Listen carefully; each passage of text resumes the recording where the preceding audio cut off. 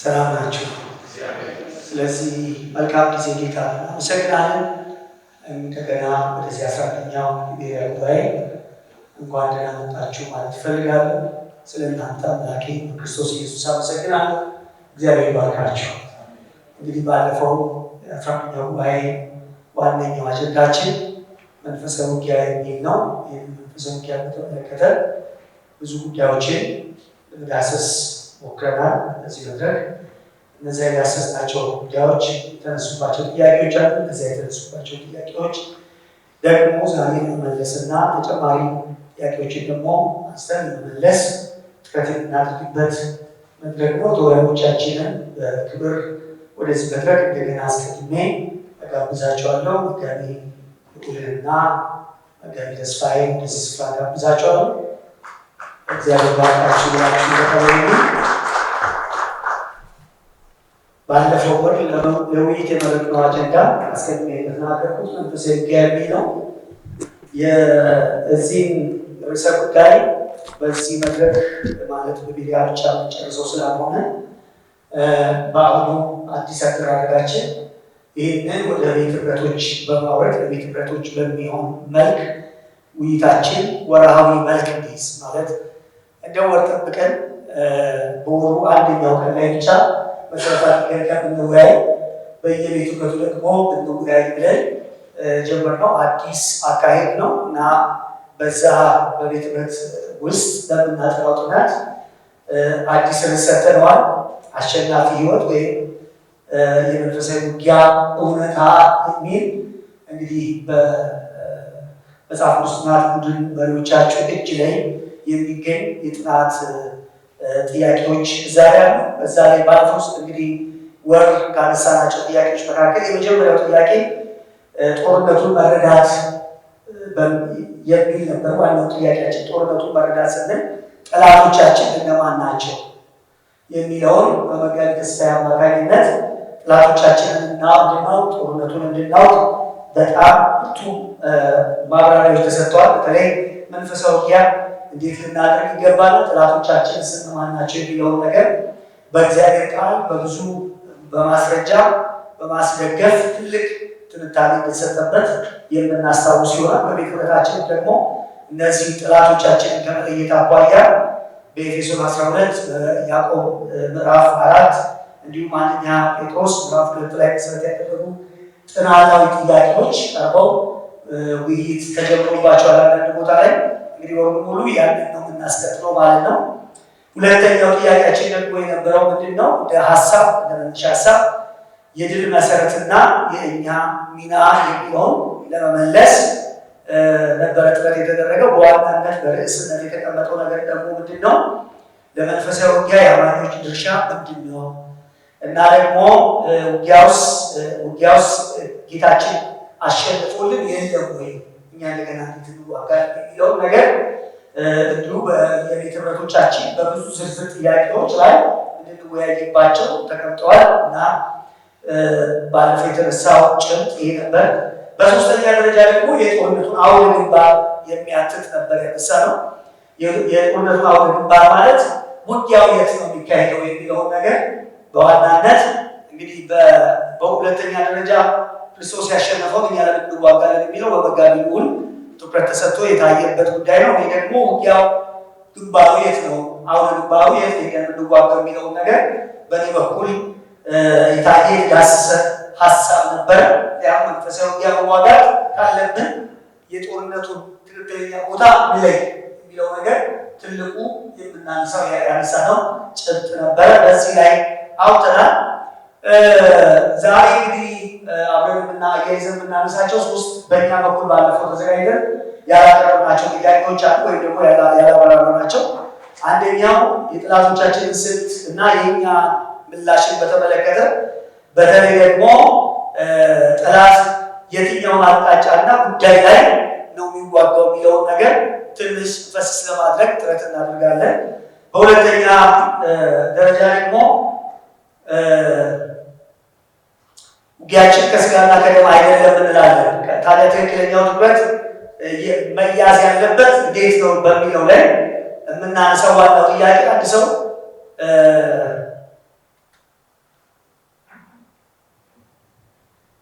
መጋደላችን ከስጋና ከደም ጋር አይደለም ሲባል ምን ማለት ነው?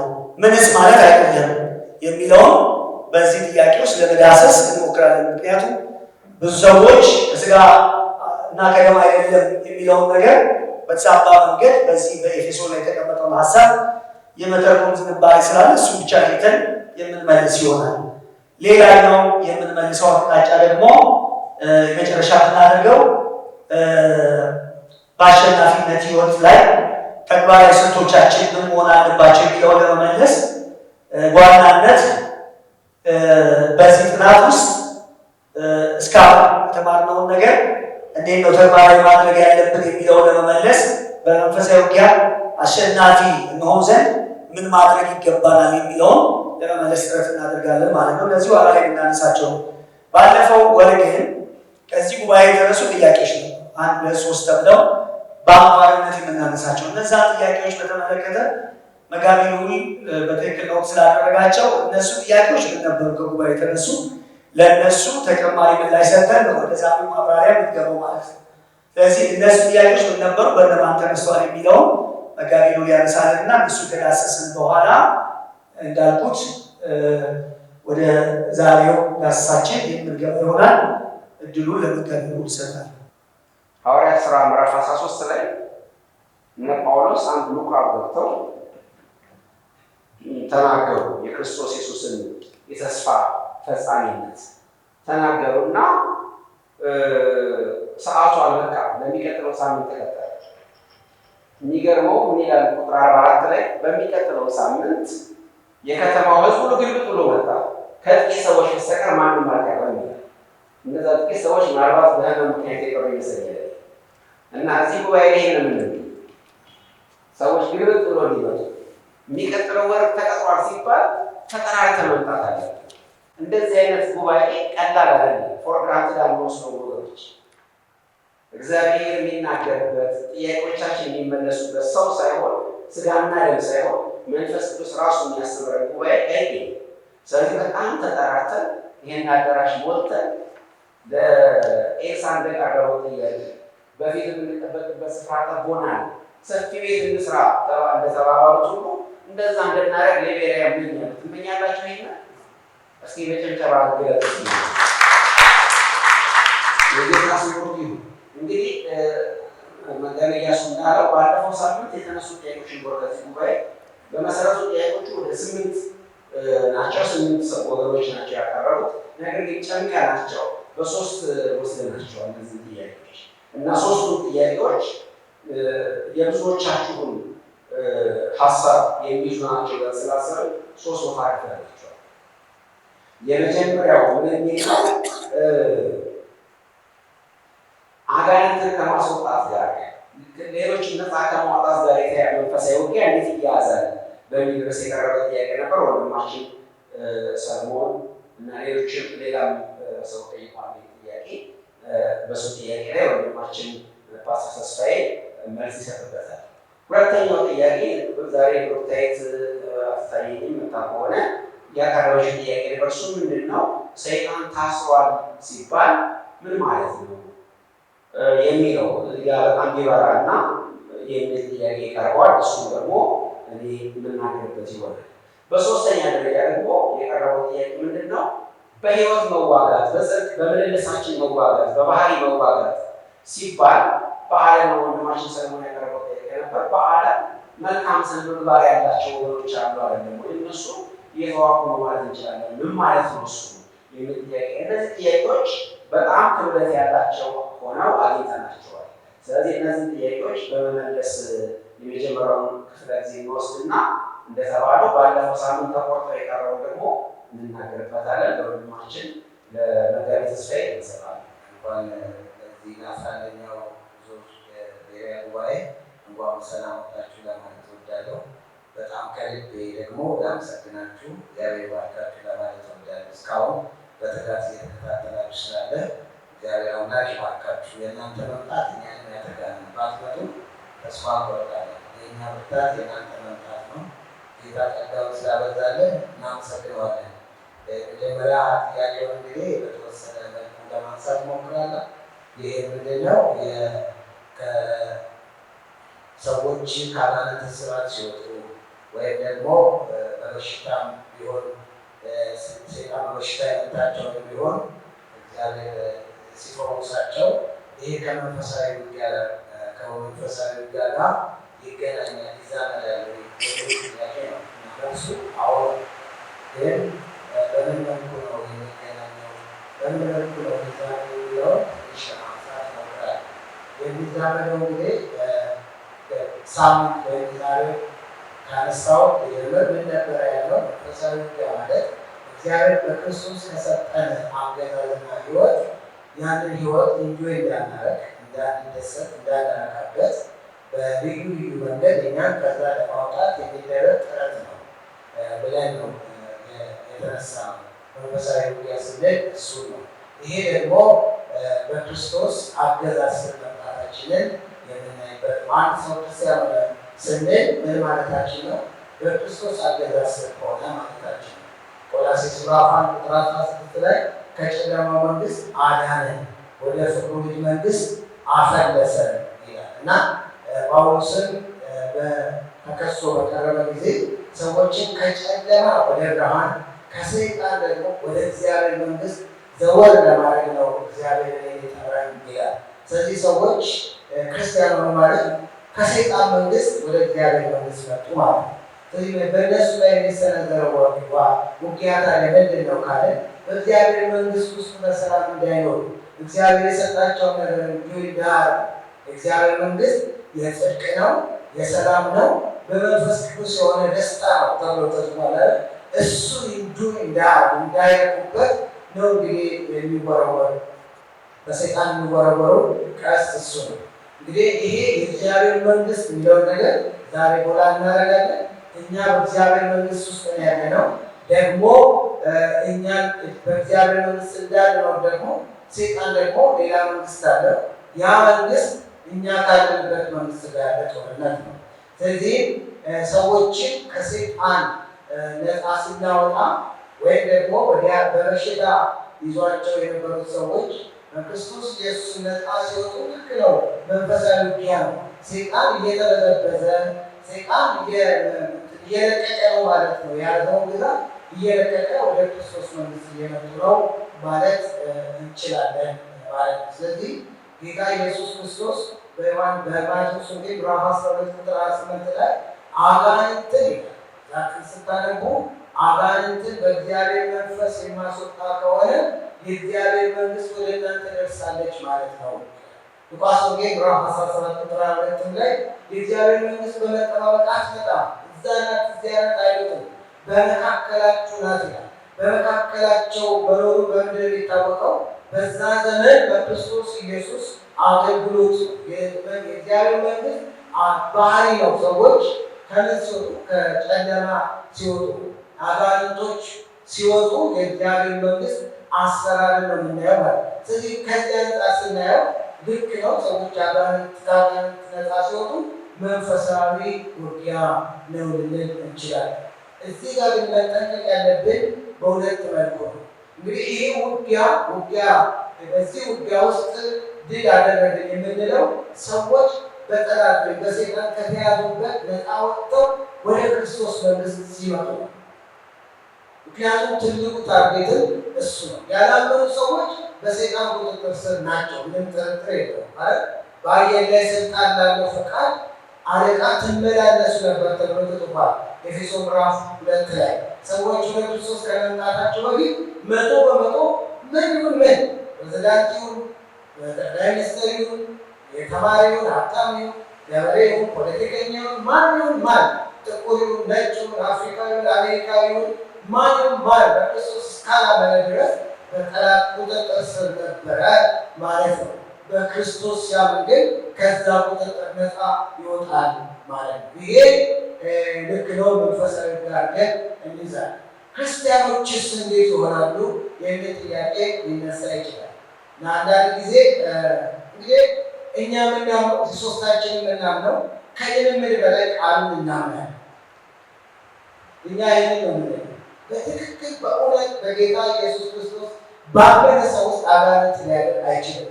እንደዛ ካለ መጽሐፍ ቅዱስን የተቃወመ ነው ማለት ነው። ከሰዎች ወጡትስ ብላችሁ የሆነ ነገር ልጠሩልን ትችላለን። እሱ ልምምድ ነው። እሱን ነው የምንመረምረው እንጂ ይህን አንመረምረው።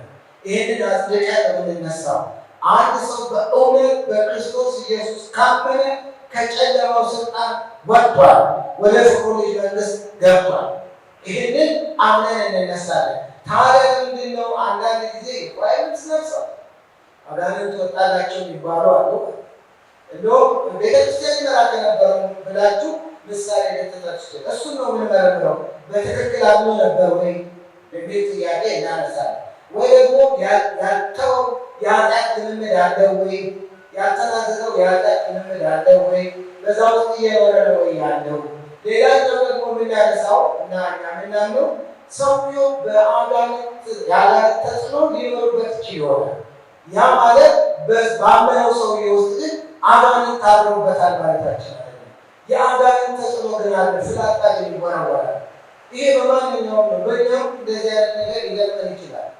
ጴጥሮስም ጋር እኮ ሀሳብ አምጥቷል አይደል? ሴጣን ወደ ጴጥሮስ መጥቶ ወደ እኛም ያልሆነ ጭንቀት ሊለቅብን፣ ፍርሃት ሊለቅብን፣ እንዲህ አይነት አንዳንድ ጊዜ በሽታ ሊለቅብን ይችል ይሆናል። ይሄ አጋንንት በእኛ ውስጥ አድሯል ማለት ሳይሆን አጋንንት ተጽዕኖ ውስጥ ሊያስገባን ጥረት እያደረገ ነው የሚል ይሆናል። ስለዚህ ይህንን በጌታ በኢየሱስ ክርስቶስን ብለን መገሰጽ ብቻ ሳይሆን በእግዚአብሔር ቃል ደግሞ ሕይወታችን ሲሞላ ከዛ ውስጥ ነፃ እንወጣለን ማለት። ስለዚህ ለዚህ ነው አሁን ቀጥሎ መጋቢ ኢያሱ ያነሳል መሳሪያዎችን የሚለው መከላከያ መሳሪያዎችን ያነሳልና አንዱና ዋናው እንግዲህ በእግዚአብሔር ቃል መሞላታችን ነው የሚሆነው።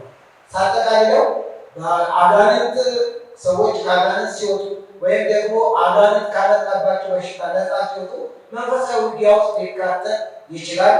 አዎ የእግዚአብሔር መንግስት አንዱ ባህሪው እሱ ነው። በትክክል ግን ሰዎች ነፃ ወጥተዋል የምንለው አጋንንቱ ከወጣላቸው ወደ መንግስቱ ሲወጡ ነው። ያመኑ ሰዎች ውስጥ ደግሞ አጋንንት ሊያደርግ አይችልም። ነገር ግን ፍላጻ ሊወረውርባቸው ይችላል። ከዛ ፍላጻም ደግሞ በእግዚአብሔር ቃል እውቀት በመመርታት ነፃ ይወጣል መለስ ነው። እግዚአብሔር ይባርካል። ሁለተኛውን ቅድም በተናገሩበት ቀደም ተከተል እንድንሄድ የዲያብሎስ መታሰር ጉዳይ ባለፈው ሳምንት አንስተን ነበርና እሱ ላይ የቀረበ ጥያቄ አለና እሱ ላይ ትንሽ እንነጋገር። አንዳንድ ጉዳዮች ውዝግብ፣ ክርክር ይፈጥራሉ እንደምታውቁት። ምክንያቱም ቅድም መጋቢ ተስፋዬ ሲናገር እንደነበረ አንዳንድ ነገሮችን ከልምምዳችን ጭምር ስለምናገር ማለት ነው። ከልምምዳችን ጭምር ስለምናገር አንዳንድ ጊዜ የጋራ መስማማት ላይ የማንደርስባቸው ጉዳዮች ይኖራሉ። አስቀድሜ መናገር የምፈልገው እንደ ክርስቲያን እኛ ኦብጀክቲቭ ቱልስ ይዘን እንነጋገር፣ ሰብጀክቲቭ የሆነ ወይ ደግሞ ፐርሰናል የሆነ ግላዊ የሆነ ቪው ይዘናል የምንነጋገር። ይሰማኛል አይደለም የምንለው ማለት ነው። ይሰማኛል ሰው ተጽፏል የምንለው ምክንያቱም መመሪያችን ይሄ ነው። ስለዚህ ኦብጀክቲቭሊ የምናምንበትን ነው የምናስቀምጠው። ከዛ በኋላ በሚሰማን ነገር ላይ እንነጋገራለን፣ እንተማመናለን፣ የጋራ አንድ ነገር ላይ እንደርሳለን። ለምሳሌ ዲያብሎስ ታስሯል የሚለውን ነገር አልታሰረም ብሎ የሚሞግት እንዳለ ሁሉ እግዚአብሔር ከኛ ጋር ነው የሚለውን ራሱ ሁሉ ማወቅበታል። ለምሳሌ ጌዴዎን የተባለው ሰው ከመሳፍንት አንደኛው አንተ ታላቅና ኃያል ሰው እግዚአብሔር ከአንተ ጋር ነው ሲባል ይሄ እግዚአብሔር ከአንተ ጋር ያው ራሱ እግዚአብሔር እየተናገረው ምን ብሎ ይመልሳል? እግዚአብሔር ከኛ ጋር ቢሆን ኖሮ ይሄ ሁሉ ነገር እንዴት ይደርስብን ነበር? እግዚአብሔር ከኛ ጋር ከሆነ ይሄ ሁሉ መገፋት፣ ይሄ ሁሉ ጣውረት፣ ይሄ ሁሉ ፍርሃት፣ ይሄ ሁሉ ጭንቀት እንዴት ይመጣል ብሎ ይናገራል። ልክ እንደዚህ ሰይጣን ታስሯል ከተባለ ታዲያ ሁሉ ምስጢር ምንድን ነው? ይሄ ሁሉ ምናምን እነዚህ ነገሮች እንግዲህ ከኤክስፔሪንስ የምናገራቸው ነገሮች ናቸው እንጂ ከእግዚአብሔር ቃል ወይም ኦብጀክቲቭ ቱዙ ተነስተን የምናገራቸው ጉዳዮች አይደሉም። ልክ እንደዚህ እግዚአብሔር ከኛ ጋር ነው በሚለው ነገር ራሱ በነገራችን ላይ እስራኤላውያን ውስጥ ሁለት ተከፋፍለው በዛፍ ላይ ታሪኩ አለ። እግዚአብሔር ከኛ ጋር ነው ወይስ የለም ተባብለው በተከራክረው መጽሐፍ ቅዱስ ይናገራል። ግማሽ ወገን እግዚአብሔር ከኛ ጋር ነው፣ ግማሽ ወገን አይደለም የሚጠቅሱት ነገር ግን ተጨባጭ ሆኖ በዓይንያቸው ነገሮች ናቸው እንጂ መጽሐፉ የተስፋ ቃሉን በሙሴ በኩል የተነገረው ቃል ነበር ለክርክር የሚያነሱት። የራሳቸውን ውጣ ውረድ አንስተው እንደሚከራከሩ ሁሉ በዚህ ጉዳይ ላይ የምናነሳቸው ጉዳዮች ከተጻፈው ከእግዚአብሔር ቃል ሳይሆን ከሚገጥመን በየቀኑ ፌስ ከምናደርገው ነገር ተነስተን እንደ ሰይጣን ማባይ ሆኖ ሁሉም ስለ እንዴት ይፈጠራል ይላል። ወደ ቃሉ እንመለስ። በቃሉ ወደ ቃሉ ስንመለስ ጌታችን ኢየሱስ ክርስቶስ በማያሻማ መንገድ የዚህ ዓለም ገዢ ወይም ሰይጣን ወይም ደግሞ በዛ ቋንቋ በምሳሌ ሲያስቀምጠው ኃይለኛው ተብሎ የተጠራው እንደታሰረ ይነግራል። ለምሳሌ ማቴዎስ 12 ቁጥር 29 ላይ፣ ማርቆስ 3:27 ላይ እንደገና ሉቃስ 11 ከቁጥር 21 እስከ 22 ላይ ስትመለከቱ ክርስቶስ በሶስቱም ወንጌሎች ላይ የዚህ ዓለም ገዢ ወይም ዲያብሎስ እንደታሰረ ይነግራል። መታሰሩን ብቻ ሳይሆን የመታሰሩን ውጤት ይነግራል። ስለታሰረ ምን ሆነ የሚለውን ይነግራል። ስለታሰረ ምን ሆነ? ቤቱ ተበዘበዘ። ባይታሰርማ ኖሮ እንዴት ቤቱ እንዲበዘበዝ ይፈቅድ ነበር የሚል ሀሳብ ያቀርባል። ቤት ውስጥ ምን ነበር? እንግዲህ ጌታ ያንን ነገር በምሳሌ ያስቀምጣል። ሰይጣንን እንደ አንድ ኃይለኛ አንድ ስቶር ኪፐር አድርጎ አስቀምጠው። አንድ ትልቅ መጋዘን፣ አንድ ትልቅ ግምጃ ቤት እንደሚጠብቅ ኃይለኛ ሰው አድርጎ አስቀምጠው። እዛ ግምጃ ቤት ውስጥ ወይም እዛ መጋዘን ውስጥ የከበሩ ንብረቶች አሉ። አንድ ሰው እዛ መጋዘን ውስጥ ያሉትን ነገሮች ከመውሰዱ አስቀድሞ ምን መደረግ አለበት? ያ የመጋዘኑ ጠባቂ ሆኖ ኃይለኛ የተባለው መታሰር አለ። በፊልሞች ላይ እንደምንመለከተው ወደ ቤት ያሉ ሰዎችን ለማስለቀቅ አስቀድሞ የወደ ቤቱ ጠባቂዎች ላይ እርምጃ ኦፕሬሽን ይሰራል። ከዛ በኋላ እስረኛ የሚለቀቀው። ስለዚህ ክርስቶስ ኢየሱስ ምንድን ያህል የዚህ ዓለም ገዢ ታስሮ ከዛ በኋላ በሱ ግዛት ውስጥ የነበሩትን አፈለስኳቸው፣ አወጣኋቸው። እዚህ ጋር በጣም መመለከት ያለብን አንድ ነገር ዲያብሎስ ፈቅዶ አይደለም ሰዎች ወደ እግዚአብሔር መንግስት የተጨመሩ ያሉት።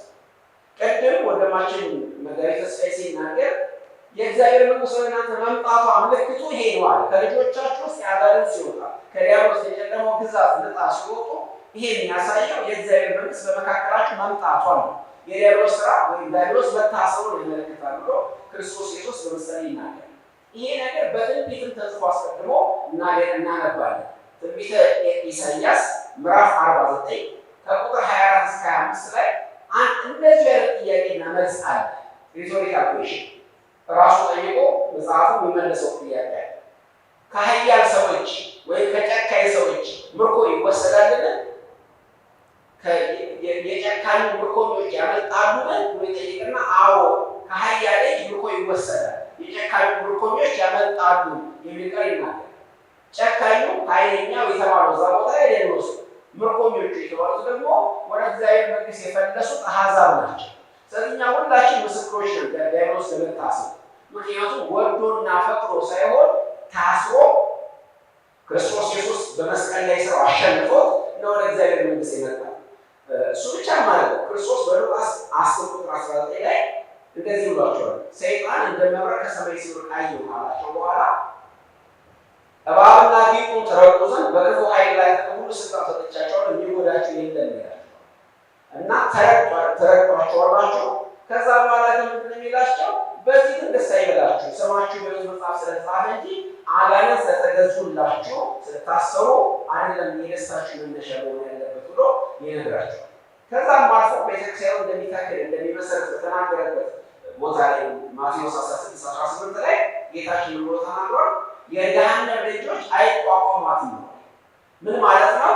ማርች ስታደርግ ስትገሰግስ፣ ነፍሳትን ነፃ ስታወጣ የገሃነም ልጆች አይቋቋሟትም፣ ምክንያቱም ታስረዋል የሚለውን ሀሳብ ነው የምንመለከተው።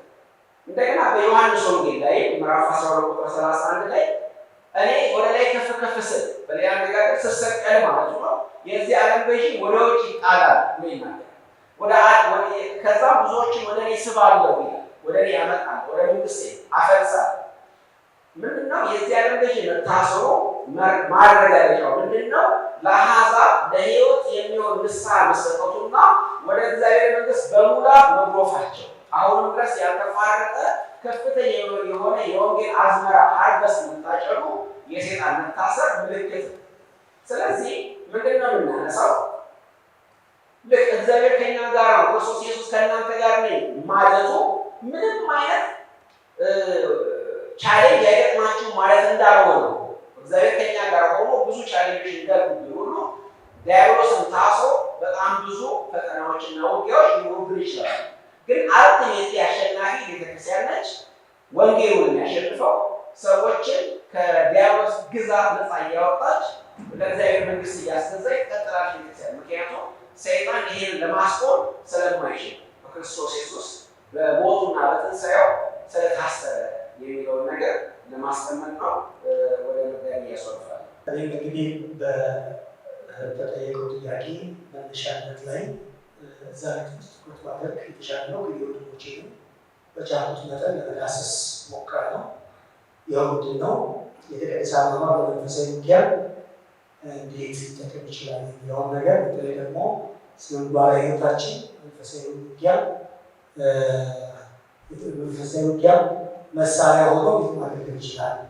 ይህ ደግሞ በዓለም ያሉ ሰዎች በመልካምነት፣ ሰጪነት፣ ቸርነት በማድረግ ትክክለኛ ሕይወት በመምራት በትዳራቸው የተሳካ በመሆን በዚህ ይኖሩ የለም።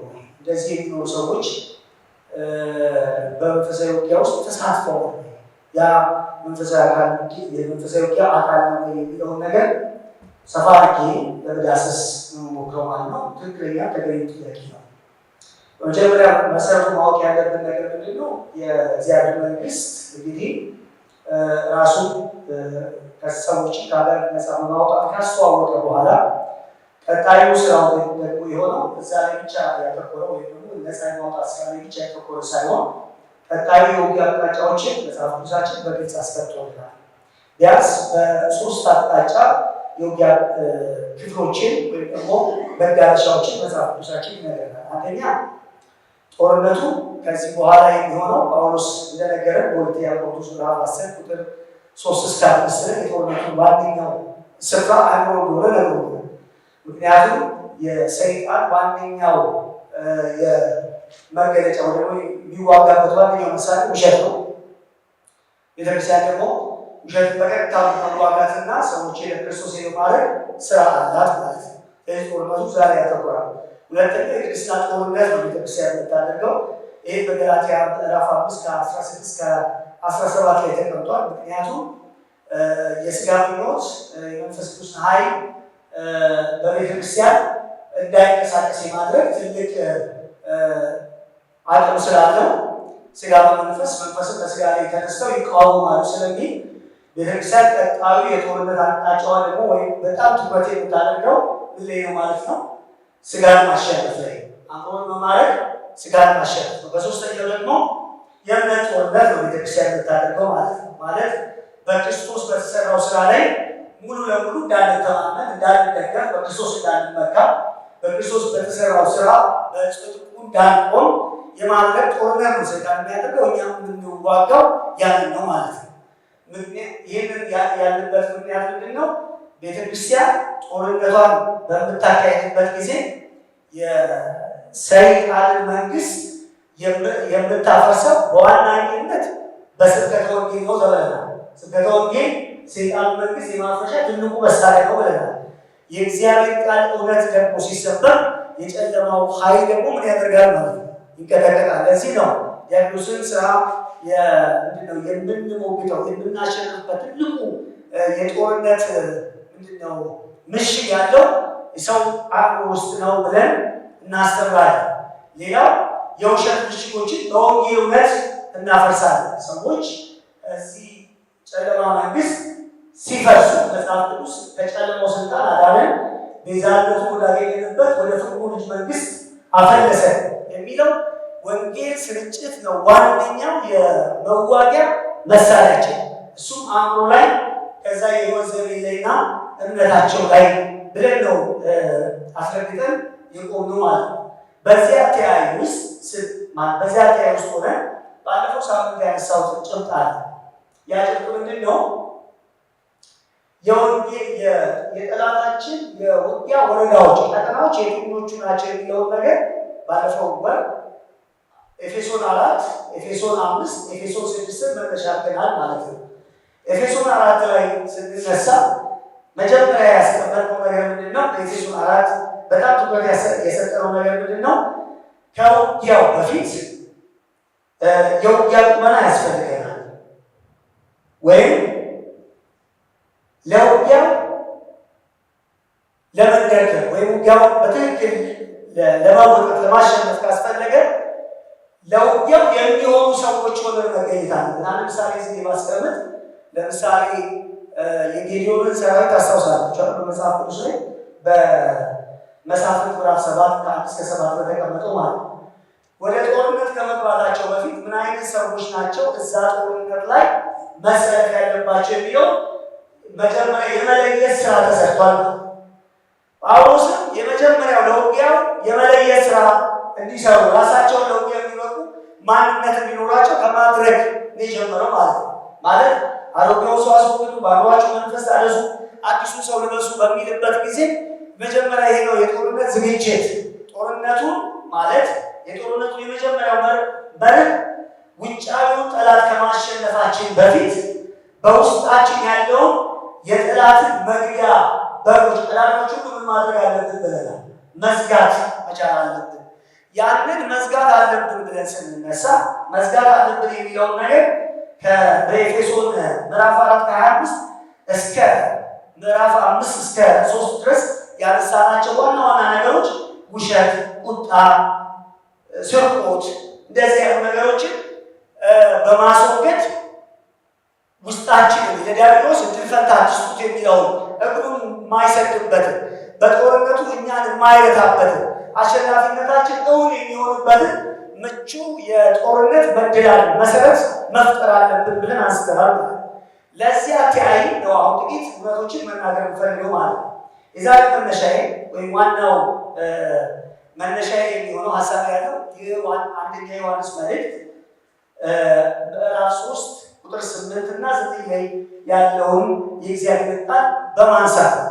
ምክንያቱም የጦርነት አውደ ግንባር ግብረ ገባዊ ህይወታችን መሆን እንዴት ይችላል የሚለውን ነገር እዛ ላይ በጣም ትኩረት አድርጌ ለመናገር ስለምፈልግ ነው። ይሄ ቃል በትክክል ይገልጿል ማለት ሁላችንም የምናውቀው ክፍል ነው። ይሄ የዲያብሎስን ስራ ሊያፈርስ የእግዚአብሔር ልጅ ምን ብሏል ይላል ተገልጿል አይደለም?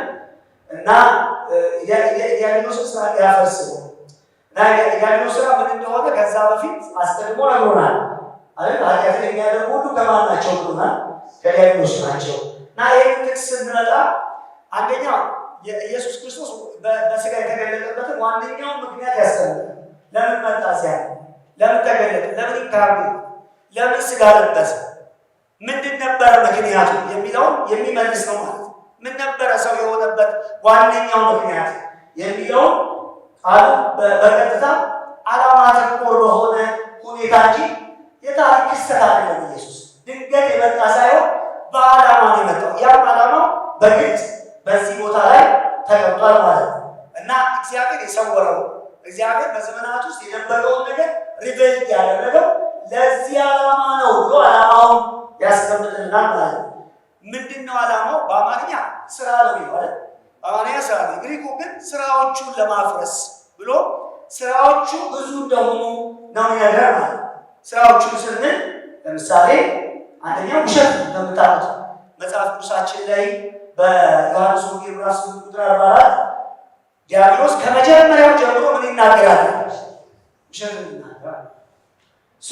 ውሸት በምንድን ነው ታዲያ የሚፈርሰው? በምን ይፍረስ ውሸት? በምን እንዋጋው ውሸት ነው? እርስ በርሳችሁ ምን ተነጋገሩ ነው? እውነት ተነጋገሩ። ታዲያ በምን ትዋጋዋለህ?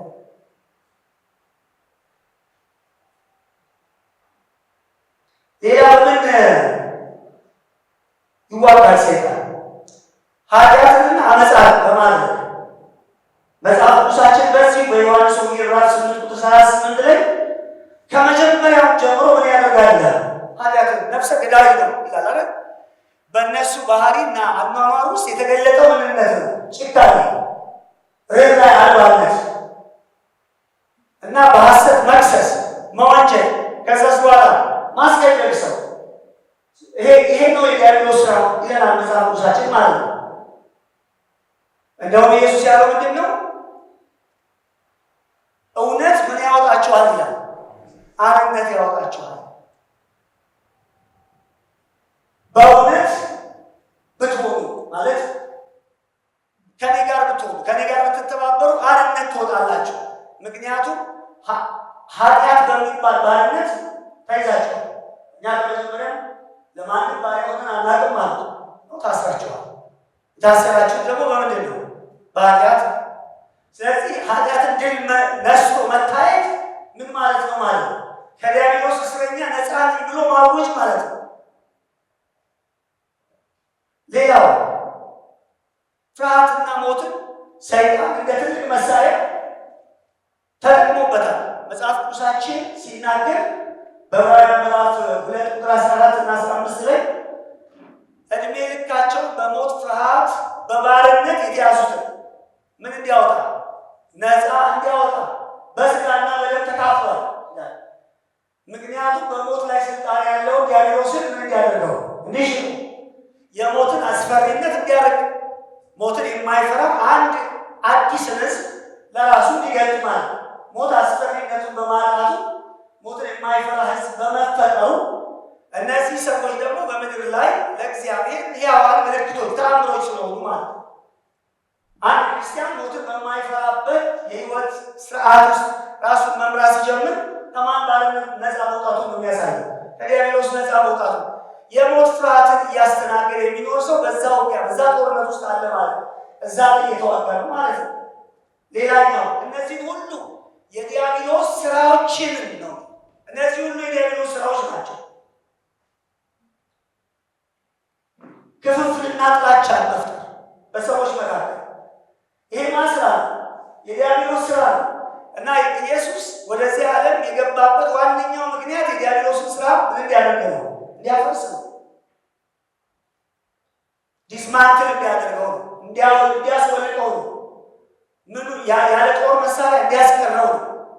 ይሄ ጦርነት ቤተክርስቲያን የእርሱ አካል ስለሆነች በአካሉ ቀጥሎታል ማለት ነው። ኢየሱስ በስጋ መጥቶ ይህንን ለማድረግ ጀምሮታል። ውጊያው የአንድ ወቅት ማለት ተገለጠ በቃ ሳይሆን ድል ነስቶት አሳይቶት ከእርሱ በኋላ የሆኑ ሰዎች ደግሞ ድል እንዲነሱት የእግዚአብሔር በጎ ፈቃድ ሆኗል ማለት ነው። እና ምንድነው ማየት ያለብን? ከቃል እውነታ ስንነሳ ኢየሱስ በሶስት መንገድ ይሄንን የጠላትን አሰራር ማለት አስቀድሜ የዲያብሎስ ስራ ያልኳቸው ነገሮች ለማፍረስ መንገዶችን ይሄዳል ኢየሱስ። አንደኛው በህይወቱ ስንል ውሸትን በእውነት አፍርሷል። ኢየሱስ እንዴት ነው ዲያብሎስን ያፈረሰው? እንዴት ነው የተዋጋው ካልን ውሸትን በእውነት በማፍረስ ነው። ለዚህ ነው እኔ ኢየሱስ ያለ እኔ መንገድና እውነት ህይወትም ነኝ፣ የእውነት ሁሉ መገኛ እርሱ በመሆኑ ለዚህ ነው ቤተክርስቲያን የእውነትን አምድና የእውነት መሰረት የሆነችው ማለት ነው። ቤተክርስቲያን በእውነት ሁልጊዜ ስትቆም እየተዋጋች ያለችው ወይም እያስከተለች ያለችው የማንን ድል ነው? የክርስቶስን ድል ነው ማለት ነው። ውሸት የሚባል ነገር ድል ፈታ ባጣ ቁጥር የክርስቶስ ድል ቀጥሏል በቤተክርስቲያን ማለት ነው። ስለዚህ እንዴት ውሸትን መዋጋት እንዴት የጦር መሳሪያ አይሆንም ወይም የጦር ግንባር አይሆንም? የጦር ግንባር መሆን ይችላል ማለት ነው።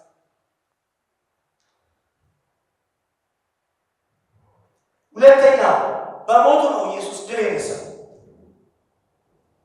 በሞቱ የኃጢአትን ኃይል በማፍረስ በመስቀሉ ላይ ኃጢአት እንዲቀጣ በማድረግ ሰው ከዚህ በኋላ ለኃጢአት እንዳይኖር በማድረግ የዲያብሎስን ስራ አፍርሷል። ኤፌሶን ምዕራፍ 6 የሚያውጅልን እሱ ነው። ከእርሱ ጋር ሞታችኋል፣ ደግሞ ከእርሱ ጋር ተነስታችኋል ብሎ የሚያውጅልን እሱ ነው። ስለዚህ ከእርሱ ጋር ለኃጢአት ለዚህ ዓለም ለአመፃ ሞቶ ለእግዚአብሔር ሕያው መሆን ለእግዚአብሔር ብቻ መኖር፣ ይህ በአውደ ግንባሩ ላይ ትክክለኛውን የውጊያ አካሄድ መከተል ማለት ነው። ይህን ብዬ ሀሳቤ ልቋጭ። ማርቲን ሉተር እንደዚህ ይላል፣ ወንጌል ማለት ይላል የእግዚአብሔር ልጅ ወደዚህ ዓለም ወደ ሰይጣን ግዛት እንደ ኃያል ተዋጊ ሆኖ መጥቷል። እኛም በባርነት የያዙት 3 ጨካኝ አምባገነኖችን ሕግን፣ ኃጢአትን፣ ሞትን ድል ነስቶበታል። ይሄ የወንጌሉ ታሪክ ነው። የጦርነቱ ታሪክ ነው። በመስቀሉ ላይ እነዚህ ኃይላት እርሱን ያሸነፉ መስለው ነበር። ነገር ግን እርሱ በሞቱ ሞትን ድል ነስቷል። በትንሣኤው የጠላትን መንግስት አፍርሷል። ስለዚህ ክርስቲያን ማለት ጋር ስንመጣ በድል ነሺው ንጉሥ ሰራዊት ውስጥ ያለ ወታደር ማለት ነው። እነዚህን ነገሮች ድል ነስቶ በመቆም ያለ ወታደር ማለት ነው። ስለዚህ ወታደራዊ ቁመናችን የሚጀምረው ከየት ነው? ለዲያብሎስ ምን ባለመስጠት ነው? ድል ፈንታ ባለመስጠት። ቅድስናን በማንገስ ነው ማለት ነው። ቅድስናን ባለመንገስበት መንገድ የምንዋጋው ጦርነት እሱ ጦርነት አለ። ጦርነት ልንለው ፈጽሞ ናቸው። ምናልባት ዲሲፍ ተደርገናል ማለት ነው። ቅድም ባልኳቸው በዋናነት ማተኮር ያለብን አእምሯችን፣ ስጋችንና እምነታችን ላይ ነው። የጦርነቱ ከባቢ እነዚህ ናቸው። አእምሯችን በእግዚአብሔር እውነት መሞላት አለበት። ይሄ ዋናው ጉዳያችን ነው። ህይወታችን፣ አኗኗራችን የክርስቶስን ድል መግለጥ አለበት። እሱም የጦር ሜዳው ዋነኛው ቀጠና ነው። እምነታችንን አጥብቀን መያዝ መቻል አለብን። ምክንያቱም በእምነታችን በኩል ድል የነሳነው ድል ኢየሱስ ክርስቶስ በነሳው ድል ውስጥ ነው እኛ የምንኖረው። ድል ለመንሳት ሳይሆን እምነታችን የሚያውጀው ምንድን ነው? ኦልሬዲ ድል ተነስቷል ሰይጣን ብሎ ያውጅልናል። እዚህ ውስጥ ነው እንዳንቆይ ምንድን ነው የሚያደርገው? ትኩረታችንን ፎከስ ኤሪያችንን ዞር ያደርጋል። በምን ላይ? አጋንንትን በማስወጣት ላይ። እቺን አስመሬባትና ጌታችን ኢየሱስ ክርስቶስ በማቴዎስ ወንጌል ላይ ምዕራፍ 7 ላይ ያለው ቁጥር 1 ላይ ያለው ሁላችንም እናስታውሳለን። አንዳንዶች በስምህ አጋንንት አወጣሁ፣ በስምህ ትንቢት አልተናገርኩም ይሉኛል፣ እኔ ግን ከቶኑ አላወቅኳችሁም እላቸዋለሁ። ምክንያቱም የጦርነቱ እወጃ በዋናነት የትኩረት ምልከታችንን ሽፍት እንድናደርግ በማድረግ ነው። ሰይጣን ትልቁ የማታለልን ስራ የሚሰራው ማለት ነው። ትልቁን የማታለል ስራ አጋንንትን ማስወጣት ነው። አጋንንትን ማስወጣት የእግዚአብሔር መንግስት ከማስፋት አኳያ ትልቁ የጦርነት ክፍል ነው። ዋና ክፍል ግን አይደለም።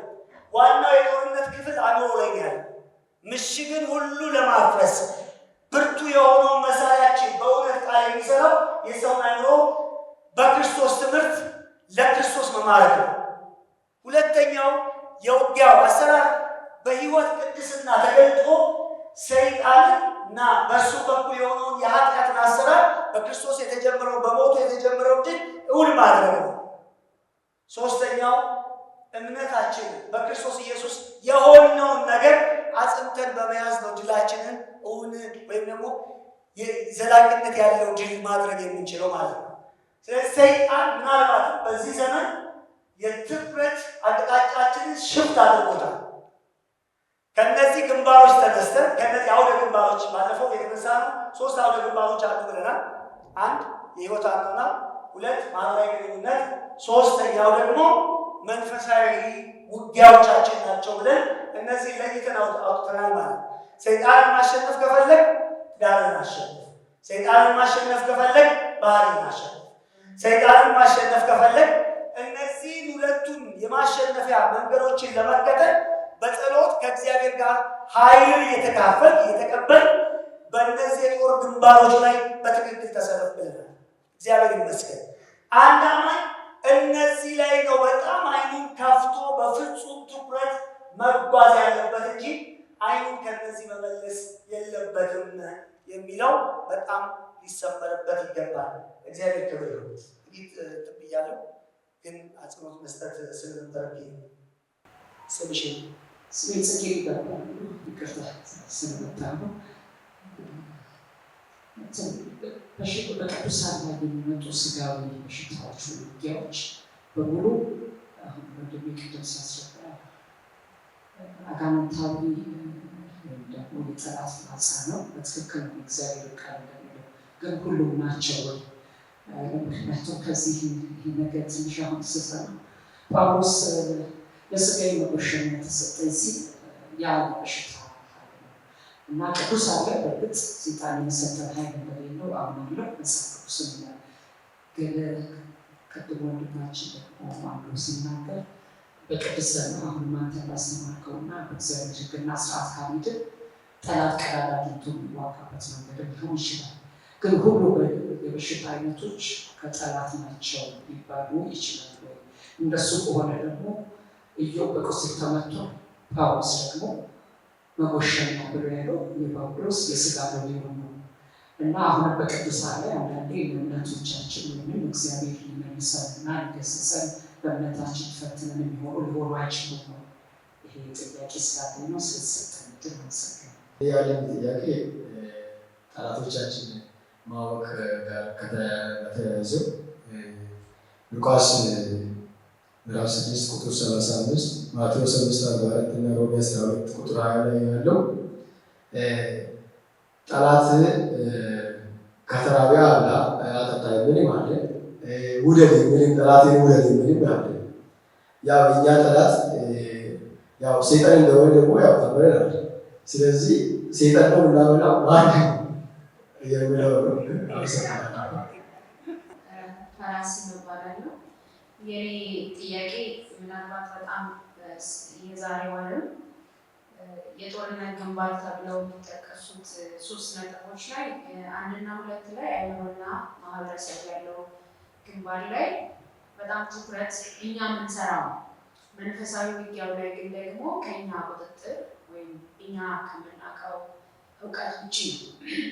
ለምሳሌ ብዙ ጊዜ በክርስቲያን ማህበረሰብ ከፊት በቤሪያ ጉባኤዎቻችን መርገምና በረከት በሚለው ይሹ አድርገነዋል። በአንድ ክርስቲያን ሕይወት ውስጥ መርገም ሆኖ እንደ ቤተሰብ ለምሳሌ ቅድመ አያት የፈቱ ከሆኑ ልጅም ይፈታል። በቤተሰባቸው የሚሞት ሰው ካለ እየሞቱ ይመጣሉ ወይ በኩል የሆነ ይሄ ከኛ እውቀት ውጭ ነው። ምናልባት እኔ አሁን ቅምቅም አያቴ ይፍታ የመጀመሪያው ልጅ ይሙትበት ምናልባት ከጠየቅኩ ላቅ ይችላል። መጽሐፍ ቅዱሳችን ግን ማንም በክርስቶስ ቢሆን አዲስ ፍጥረት ነው። በክርስቶስ ስንሆን መርገም ሁሉ ወይም በዓለም ያለ ነው ወይም ከዛ ቤት የነበረው ከበር እንደምናገኝ ይነግረናል። ነገር ግን በክርስቲያን ሕይወት ውስጥ ደግሞ ይሄ ሲሆን ሲደገም ኢቭን ቦርናጌን ከሆኑ በኋላ ይሄ ነገር እንደ መርገምም እንደ አሰራርም ሆኖ እየተከተለ ይመጣል እና ምናልባት ይህንን ውጊያ በምንድን ነው ያ የክርስቶስ ደም ወይም መርገሙ መስበር አይችልም ነው ወይም ደግሞ እኛ ፈልገን አጣርተን የምናውቀው የምንፈልገው መንፈሳዊ የምንዋጋው በልማድ ስበሩ ይባላል። ቤተሰቦቻችሁ ላይ ያለ መርገም ስበሩ፣ እንደዚህ ካለ አጥኑ ይባላል እና ይሄ የክርስቶስ ማመን በክርስቶስ መሆናችን ያለው ውጊያ በምንድን ነው የምናገኘው? መጽሐፍ ቅዱሳዊ እይታ ወይም መረጃው ምን ይመስላል የሚለው ስለነበረው ማብራሪያ ምላሽ እጅግ አድርጌ አመሰግናለሁ። ጥሩ ትምህርት እያገኘንበት እንዳለ አምናለሁ። እንደዛ ነው እየተረዳሁ ያለው። ምናልባት 2 ጥያቄዎች ያሉን፣ አንደኛው ፓስተር የተጠቃቀሰውን ለመመለስ የተጠቃቀሰውን ነገር ትንሽ እሱን ከማንሳት አንጻር በተለይ መጠየቅ የምፈልገው ሰይጣን መታሰሩ ወይም መሸነፉ ያውቃል ወይ? እሱ ራሱ ያውቃል ማለት ካወቀስ እኔ ምንድን ነው የማስበው ታስሮ የምናየው በተጨባጭ የምናየው ነገር ታስሮ ይሄ የሚሰራ የምናየው የሚሰራ ከሆነ ሲፈታ ምን ሊሆን ይችላል ነው በጣም እያሳሰበ ሰው ያለ ማለት ነው። እና ቢፈታ ኖሮስ የሚለውን ነገር ቢፈታ ምንድን ነው የሚሰራው? ታስሮ እንደዚህ አሁን የምናየው ነገር በጣም ከባድ ስለሆነ ማለት ነው። እና ይህንን ምላሽ እንደዚህ ያስባል። ታስሯል በትክክል ያውቀዋል ታስሯል የሚለውን ነገር ማለት ነው በስነስርዓት በትክክል ሰፋ ሊመለስ መልካም ነው ብዬ አስባለሁ። ምክንያቱም በተጨባጭ እያየነው ያለው ነገር ወንጌል ከሚያሸንፈው በላይ እሱ የሚያሸንፈው ይበዛል። በጣም ብዙ ሰዎች በጎርፍ እንደ ጎርፍ ማለት ተሰልፈው እየገቡ ያሉት ወደ ሰይጣን መንግስት እንጂ ወደ እግዚአብሔር መንግስት አይደለም። እያየን ያለው ነገር ይሄ ነገር ስለሆነ ማለት ነው። የእግዚአብሔር መንግስት ነው እየሰፋ ያለው ወይስ የሰይጣን መንግስት ነው በጣም እየተለቀ ያለው የሚለውን ነገር ብናየው መልካም ነው ብዬ ስለማስብ ነው። እዛ ላይ ያለው ነገር በሰፊው መዳሰስ ብንችል ጥሩ ነው ብዬ አስባለሁ። አንድም ደግሞ ሀሳብ ደግሞ የእግዚአብሔር መንግስት ነው ወይ የሰይጣን መንግስት ላይ የተነሳ ወይስ የሰይጣን መንግስት ነው የእግዚአብሔር መንግስት እየተዋጋ ያለው የሚለውን ምላሽ ብናገኝ መልካም ነው ብዬ አስባለሁ። ማጋ ነው የትኛው ነው ሰይጣን እየተዋጋ ያለው ወይስ የእግዚአብሔር መንግስት ነው የሰይጣን መንግስት እየተዋጋ? በተነሳው ሀሳብ ስናየው የእግዚአብሔር መንግስት የሰይጣን መንግስት ላይ እንደተነሳ ልክ አስሮ የእሱ መንግስት እንደሚበዘብዝ ነገር አይነት ነገር ማለት እና የትኛው ነው የሚለውን ነገር ግልጽ ቢሆን በጣም መልካም ነው ብዬ አስባለሁ። እዛ ጋር መማር ፈልጋለሁ። ሌላው ሜዳው የሚለውን ነገር እና ምናልባት በትልቁም የተነሳው ሀሳባችን ትልቅ ሜዳ ያ የጠላት ውጊያ ነው። ምናልባት ብዙዎቻችን እንደ ቤተክርስቲያን ውስጥ እንደ ልማድ ያሉ ሁኔታዎች አሉ። ቅድም ባለፈው ተጠይቋል። ምናልባት ደግሞ ይመስለኛል የጠየቀው እዚህ መለስ አይመለስ እርግጠኛ አይደለም እና ከስፍራ አካባቢ ወደ አንዳንድ ጊዜ ጠላት ነው ሰይጣን የምንቀውበት ጊዜ የሚባልና ሁሉም ወደ ቀኝ ወደ ግራ እጅን ወደ እያነሳ ይጸልያል። ከማን ጋር ነው የተዋጋው? ቀጥታ ጦርነት ሲከፈት ሰይጣን ላይ ምንድን ነው የሚሆኑት? አካባቢ እንደቆ ይሄዳል ያ መንፈስ ማለት ነው። ሰይጣን አካባቢ ይይዛል የሚለውን ነገር ማለት ነው እና ስንጸልይ ይህን ጦርነት ቀጥታ አየር ውስጥ ስናደርግ ሊሆን ይችላል። እርግጠኛ አይደለሁም፣ ግን ልማድ አለ በቤተክርስቲያን ውስጥ ማለት ነው እንደዚህ አይነት ነገር ማለት ነው። ይሄ ውጊያ ከሀሳብም በላይ ሜዳ ላይ አካባቢ ላይ ያለው አየር ላይ ያለው ይሄ ውጊያ ማለት ነው። ቤተክርስቲያን እንዲህ ቤተክርስቲያን ልበል ወይም ደግሞ ልማድ ልበል ውጊያ ግን አለ እንደዚህ አይነት እና ይሄን በምን እናስታርቃለን የሚል ሀሳብ ነው ማንሳት ይችላል። እሺ፣ አመሰግናለሁ። ሁለት ጥያቄዎችን ለመመለስ ሞክራለሁ። የመጀመሪያ እህታችን ትገረዳ ያነሳችው ላይ ነው። ምንድነው በቅዱሳን ላይ የሚመጣ በሽታ ሁሉ ከአጋንንት ነው ወይ? እንደዛ አይነት ሀሳብ ያነሳል ይመስላል። የሚል ጥያቄ ልክ ነው ጥያቄ? አዎ፣ እኔ እንደሱ አላልኩም። እንደ ሁሉም ከአጋንንት አይደለም። አንዳንዴ ግን ከአጋንንት የሆነ በሽታ ሊኖር ይችላል። ይሄንን ሉቃስ ወንጌል ላይ ማለት በባህዋ ሴትዮ ከድካምሽ ተፈተሻል ሲላት በአጋንንት ተይዛ ነበር። ይሄ ቀጥታ መጽሐፍ ቅዱሳዊ ማስረጃ ነው። ሌሎች በሽታዎች ሁሉ ግን ከአጋንንት ነው የሚል ነገር መጽሐፍ ቅዱሳዊ አይደለም። ለምሳሌ ጢሞቴዎስ ይታመም ነበር፣ ከአጋንንት አይደለም፣ ያመው ነበር ማለት ነው። እንደማንኛውም ሰው ያመው ነበር የሚለውን ነገር እናነሳለን። እዚህ ጋር ተመሪ ማንሳት የምፈልገው እግዚአብሔር ሰዎች ወደ እሱ ለመመለስም በሽታ አይለቅባቸውም። እሱ መጽሐፍ ቅዱስ አይደለም። ኢዮብ ላይ ቢሆን በቀጥታ ሰይጣን አለም ያመጣበት በሽታውን እንጂ እግዚአብሔር ፈቀደለት እንጂ እግዚአብሔር ወደ ኢዮብ በሽታ አላለ። ሁለተኛ ደግሞ ጳውሎስ ላይ ቢሆን የዲያብሎስ መውጊያ የጠላት ሰይጣን መውጊያ ተሰጠኝ ነው እንጂ የሚለው እግዚአብሔር በሽታ አላከብኝ አይደለም የሚለው ለሰይጣን ፈቃድ ተሰጠው በሽታ እንዲያመጣበት የሚል አይነት ሀሳብ ካለው እንጂ እግዚአብሔር ቀጥታ ወደ እሱ በሽታ አላከም። እንደሱ አይነት ነገር አናገኝም። ምናልባት እንዲታመሙ የጌታ እራት ላይ ሰዎች የጌታ እራት ሲደፋፈሩ አንዳንዶች ታመዋል፣ አንዳንዶች ሞተዋል የሚል ሀሳብ እናገኛለን። እነሱ ቀጥታ እግዚአብሔር ስላላከባቸው ወይ ሴጣን የሚለው በግልጽ ተቀመጠ። ግን ሙሉ የመጽሐፍ ቅዱስ ትምህርት አንጻር ስንመለከተው ምን አይደለም ማለት ቀጥታ እግዚአብሔር እሱ ሊቀጣቸው ነው በሽታ ሊላከባቸው የሚል ሀሳብ አናገኝም። ተከልለው ሁሉም በሽታ ከሰይጣን አለ። እንደማንኛውም ሰው ክርስቲያንን ሊያውቀው ይችላል። አመጋገቡን ካላስተካከለ ነው ከሄደ በሽታ ሊያገኘው ይችላል ማለት ነው። ያ ማለት ግን ቀጥታ ከዲያብሎስ የሚል ትርጉም የለውም። አንዳንድ ጊዜ ግን ሊኖር ይችላል። ይሄን ከመጽሐፍ ቅዱስ ላይ መመልከት ይቻላል። ሁለተኛው ተመስገን ያነሳው ጥያቄ ነው። እኔ ለመመለስ ያስኩት ነበረ። ምናልባት አሁን ማንሳት ካስፈለገኝ ሉቃስም ላይ ሮሜም ላይ እንግዲህ ጠላትን ሊራባ ነው ይላል፣ ጠላትን ወደደው ይላል።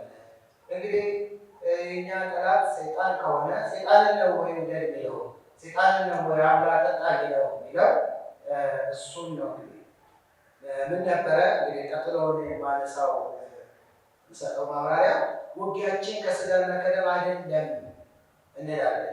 ከስጋና አይደለም ማለት ምን ማለት ነው? ምን ማለትስ አይደለም የሚል ጥያቄ እናነሳለን። እንግዲህ ቀለል ባለ ቋንቋ ከስጋና ከደም አይደለም ማለት ከሰው ጋር አይደለም ማለት ነው። ስለዚህ ከሰው ጋር አይደለም ስንል ምን ማለታችን ነው? ከሰው ጋር ነው ካልንስ ደግሞ ምን ማለት ነው የሚል ጥያቄው እንደዚህ እናደርገው። ምክንያቱም ስጋና ደም ሲል መጽሐፍ ቅዱስ ሰው ሲል ነው ማለት በቀጥታ ሰውን ነው የሚያመለክተው። ከስጋና ከደም አልተማከርኩም ሲል ጳውሎስ ማለት ከሰው ጋር አልተመካከርኩም ለማለት ነው። እና ይሄ እንግዲህ ቀጥታ ሐዋርያው ጳውሎስ ኤፌሶን ምዕራፍ 6 ላይ ሲነግረን ውጊያችን ከስጋና ከደም ጋር አይደለም ይላል። ምን ማለት ነው? ከሰው ጋር አይደለም እና በአየር ላይ ብሎ እነማን እንደሆኑ ጠላቶቻችንን ይናገራል። ግልጽ ባለ መንገዱ ከስጋ ጋር አይደለም። የአዲስ ኪዳን ውጊያ ከሰዎች ጋር በቀጥታ ከሰዎች ጋር አይደለም። እኛ ምን ማለት ነው? የሰው ጠላት የለም። ይሄ ማለት ግን ጥንቃቄ ያስፈልጋል። እኛን ግን ጠላት የሚያደርጉ የሉም ማለት አለ። እዚህ በተለምዶ እኔ የሰው ጠላት የለኝም የኔ ጠላት ሰይጣን ብቻ ነው ይላሉ ሰዎች። ምን እያሉ ነው? ከዚህ ቃል ጋር እንዴት ይታያል? ልክ ነው። እኛ ጠላት ብለን የፈረጅነው ሰው አይኖርም። ጠላት አድርገው ግን የፈረጁን አለ። ስለዚህ እንደ ጠላት የሚያዩዋችሁን እነሱን ውደዱ፣ እነሱን አብሉ፣ እነሱን አጠጡ፣ እነሱን ተንከባከቡ ነው ሀሳብ። እኛ ግን ጠላት አድርገን የምንፈርጅ የእኛ ጠላት ማን ነው ካል እግዚአብሔር ከሰጠን ግዛት ለማስወጣት ጥረት የሚያደርግ ማለት ሰዎች የቱንም ያህል እኛን ቢጠምዱን ቢተባበሩ እግዚአብሔር ከሰጠን ግዛት ሊያስወጡ አይችሉም። ያንንም የሚያደርጉት ደግሞ ወደው አይደለም፣ ከጀርባ አጀ ስሙን ታውቁታላችሁ። እሱ ስላለ በእነሱ በኩል ከዛ ከእነኛ ሰዎቹን እንደውም መጽሐፍ ቅዱስ እኮ ወደ መንጋ ወደ መንጋ ያልመጡ በጎች ሁሉ እኮ ሊሆን ይችላል። ዮሐንስ ወንጌል ምዕራፍ 10 ላይ እኮ ከዚህ በበረቱ ያልመጡ መንጎች እኮ አሉ። ያልመጡ መንጎች እኮ ናቸው። የእግዚአብሔር አልመጡም እንጂ አሁን የማን መንጋ ናቸው? የእግዚአብሔር መንጋ። ነገር እኮ መጥተው ወንድሞቻችን ሊሆኑ ይችላል። ስለዚህ እኛ ጠላት ብለን የፈረጅነው የለም። ከሌ ጠላት ነው ብለን የፈረጅነው የለም። እነሱ ግን ጠላት አድርገው ግን የፈረጁን አሉ። እንደ ጠላት የሚያው እሱ ለመመልከት ነው። እና ኢቨን ክፉ መንፈስ የሚሰራባቸው ሰዎች እንኳን ቢኖሩ፣ ጠንቋዮች ቢኖሩ በእሱ ላይ የሚሰራው መንፈስ ነው እንጂ አቶ ከበደ አይደለም ጠላታችን። ቀጥታ ስምዖን እኮ ወደ እግዚአብሔር መንግስት መጣል በጥንቆላ መንፈስ አለበት የሚሰራው አይደል? ስምዖን እኛ ሰዎቹን እንደ ጠላት አይተን ሰዎቹን ሁሉ ለማባረር እና ሰዎቹን ሁሉ ለመጥላት እንሞክራለን። ታውቁ ነው እነሱ ተይዘው እኛም ጌታ ረድቶን አይናችን አብርቶን ከሱ አስለቀቀን እንጂ እኛን ቢሆን ሊምረናል ወይም እኛም ላይ ሲቀመጥብን ነበር። አሰራሩ ይሆናል። ለምሳሌ ሳው ትንሽ ላታ ከስፍራ ጋር የሚያያዝ ነገርም እንዳለ ማሰብ የለብንም። አሁን ለምሳሌ ጴርጋሞን ላይ ማለት የሰይጣን ዙፋን ባለበት ትኖራለህ። ገብቶ ዙፋን ማለት እንዴት አንተ እያለ ሰይጣን እዛ ይኖራል። ዙፋኑ ባለበት እንደውም ያሉ የኒቆላውያን ትምህርት አስወገድ ወደ ኢያስ ቅድም ወዳነሳው የኒቆላውያን ትምህርት አለ። ያንን የኒቆላውያን ትምህርት ችላ ብላል ብሎ የሚገስጠው እሱን ነው እንጂ የሰይጣን ዙፋን ባለበት ትኖራለህ እና ከህይወት ጋር በቀጥታ የሚገናኝ ነገር ብቻ አመኔና ሞት የሚላታ ነገር አለ። ብዙ ነገሩ እንግዲህ የምትቀበሉት አለ ከእግዚአብሔር ጋር ይቃረን ግን እቺ ደስ ትለኛለች። አመኔና ሞት የሚባለው የምታውቁ ከሆነ ማለት ካላወቃችሁ በኋላ ጠይቁ እና አንድ ካሴት ነበር። እዛ ካሴት ላይ እንደፈለጉ እየኖሩ ቸርች መጥተው በኢየሱስ ብለው ሊቃወሙ ሲፈልጉ ምላሳችንን እናወጣባቸዋለን። እኔ እውነት ይመስለኛል አስማቲክ አርገው ያስቡ። የኢየሱስ ስም አስማቲክ ስም ከህይወት ለምንም አይደ በቃ በኢየሱስ ስም ባልቁጥር ሁሉ ሴጣንን ድራሽ የሚያደርግ እንደሱ አይደለም። እንደሱ ከህይወት ጋራ ይገናኛል። ከህይወት ከኑሮ ጋራ የሚገናኝ ከኖርን ኢቭን በየደቂቃው በኢየሱስ ስም ማለት ላስፈልገን ይችላል። በህይወታችን ያ አቋል ይቋላል ያስገባልን በኢየሱስ ምናምን ጳውሎስ ምናምን በሚለው ያቋለው ጳውሎስ ሳቅ ብሎ ያለ ይመስለኛል። ጳውሎስን እኮ አውቀዋለሁ፣ አጵሎስንም እኮ አውቀዋለሁ። አንተ ከማለት ከየት ያጣ እና የኢየሱስን አስማቲክ አላችሁ መጣስ እንደረገጥ የምንኖር ህይወታችንን ምንም የማይጠይቅ በኢየሱስ ስላለ ብቻ ሴጣን ድራሽ አባት የምናጠፋው መስላችሁ እንደሱ ባላስብ ነው። የተመስገን ጥያቄ ትንሽ እኔም መዳሰስ ፈልጋለሁ። ጠላትን ውደድ የሚለው በሌላ አነጋገር የሚጠላህን ማለት ነው። ጠላት ማለት ስንተረጉም የሚጠላ የሚል ትርጉም አለ። ይሄ ሰውኛ በሰውኛ አነጋገር ነው የተናገረው። ጠላት ማለት የሚጠላን ማለት ነው። ምክንያቱም የሚጠላን ሁሉ ጠላታችን ነው። ለዚህ ነው የምንወደው፣ ለዚህ ነው የምንባርከው፣ ለዚህ ነው የምንጸልይለት፣ ለዚህ ነው የምናበላው የምናጠጣው። ምክንያቱም ከግባችን ሊያስቀረን ስለጠላን ምንም የሚያመጣው ነገር የለም። እንደውም ወደ ግባችን ያቀርበናል እንጂ ምንም ሊያደርገን አይችልም። ስለዚህ ዋናው ጠላት የሚጠላን፣ ዋናው ጠላት ምናልባትም የሚወደን መስሎ ነገር ግን ከግባችን ሊያደናቅፈን የሚሞክር። ታስታውሱ ከሆነ ጴጥሮስን ክርስቶስ ኢየሱስ አንተ ሰይጣን ከኔ ዞር በል ብሎታል አይደል? የወዳጅ ምክር ነው የሰጠው እዛ ቦታ ላይ። ጴጥሮስ አንድም ቦታ ላይ ክርስቶስ ኢየሱስን ጠልቶት አያውቅም። ነገር ግን አይሆንብህ፣ አትሰቀል፣ ወደ መስቀል አትሂድ ሲለው እንቅፋት ሆነህብኛል፣ ከግብ ልታስቀረኝ ይፈልጋል አለ። ስለዚህ ጠላት ማለት የሚጠላን ማለት ነው። ጠላት ማለት ከግባችን የሚያስቀረን ማለት ነው። ምናልባት ከግባችን የሚያስቀረን የመጨረሻ የሚወደንም ሊሆን ይችላል። ለዚህ ነው ዋነኛው ጠላታችን ይህም ራሱ አንዱ አቅጣጫችን ልናገርበት የነበረው አንዱ ነገር ሰይጣን በምን አቅጣጫ ነው የሚዋጋል ወይ ደግሞ ጠላት በምን አቅጣጫ ነው የሚዋጋል የሚለውን አንዱ ነጥብ ነበር። እግረ መንገድ ትንሽ ላንሳውና ጠላት የሚዋጋል ለምሳሌ አቅጣጫ ታውቃላችሁ። እያንዳንዱ በምድራዊ ነገር ላይ ለምሳሌ የሚጠሉ ለምሳሌ የሀገር ጠላቶች፣ ታሪካዊ ጠላቶች የሚባሉ እንሰማለን ብዙ ጊዜ። ምን እንዳናደርግ ነው የሚጠሉ፣ ምን እንዳናደርግ ነው የሚዋጉ ሲባል የሆነ ግብ አላቸው። ለምሳሌ እንዳንበለጽግ ወይ ለምሳሌ ግብፅ ስናነሳ አባይ እንዳይገደብ እንዲህ እንላለን።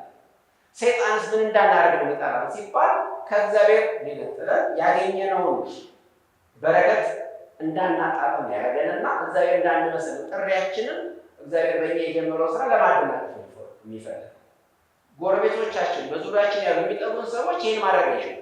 ቢጠሉንም እንዳውም ወደዛ ነው የሚያቀርቡ።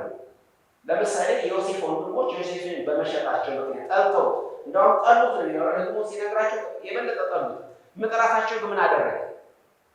ወደ ግቡ፣ ወደ ከፍታ፣ ወደ ንግስናው ነው የመሩት። ጉድጓድ ጣሉት። ከዛ በኋላ በዛ ምክንያት እነሱ ወደ ታች ሲጠሉት ለካሱ በላይ ነበር የሚጥሉት። በመንፈስ ያለ ወደ ግቡ፣ ወደ ከፍታው፣ ወደ ንግስናው ነው የመሩት። ስለዚህ ነው ጠላቶቻችን የምንወደው፣ የስጋ ጠላቶቻችን። ነገር ግን እውነተኛ ጠላት ማለት ግን ከግባችን የሚያስቀረን ነው እና እሱ ነው የምንዋገው መንፈሳዊ ወገያ። ስለዚህ ሁለቱ ላይ መለየት መቻል ይኖርብናል። ደምስ ዋና ጥያቄዎችን አንስቷል። ሰይጣን መታሰሩን ያውቃል ወይ?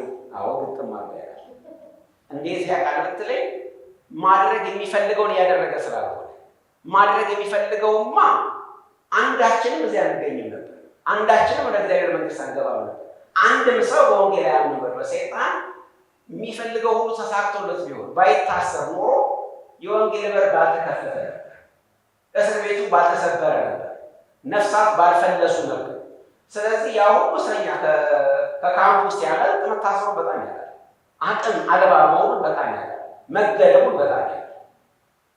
ሁለተኛ ከዚህ ጋር ያነሳው ታስሮማ እንደዚህ ከሆነ ቢፈታማ ምን ይሆናል የሚለውን ራሱ መጽሐፍ ቅዱስ ይመልስ ነበር። ነገራችን ሁለተኛ ተሰሎንቄ ላይ እንደዚህ ነው። የአመፅ ሚስጥር አሁን ወይም በቀላሉ አማርኛ አመፅ በሚስጥር እየሰራ ነገር ግን አሁን የሚከለክለው አለ። ከመንገድ እስኪወገድ ድረስ አሁን ከልካይ ያለበት ሪስትሪክትድ ሆኖ ሰይጣን በሙሉ አቅሙና በሙሉ ኃይሉ እየሰራ አይደለም። ሪስትሪክሽን አለበት። በሙሉ አቅሙ እየሰራ አይደለም። ነገር ግን እየከለከለው ያለው ነገር የሚወገድበት ዘመን ሲመጣ ግን በሙላት ይሰራል። በዛን ሰዓት ይሰራል።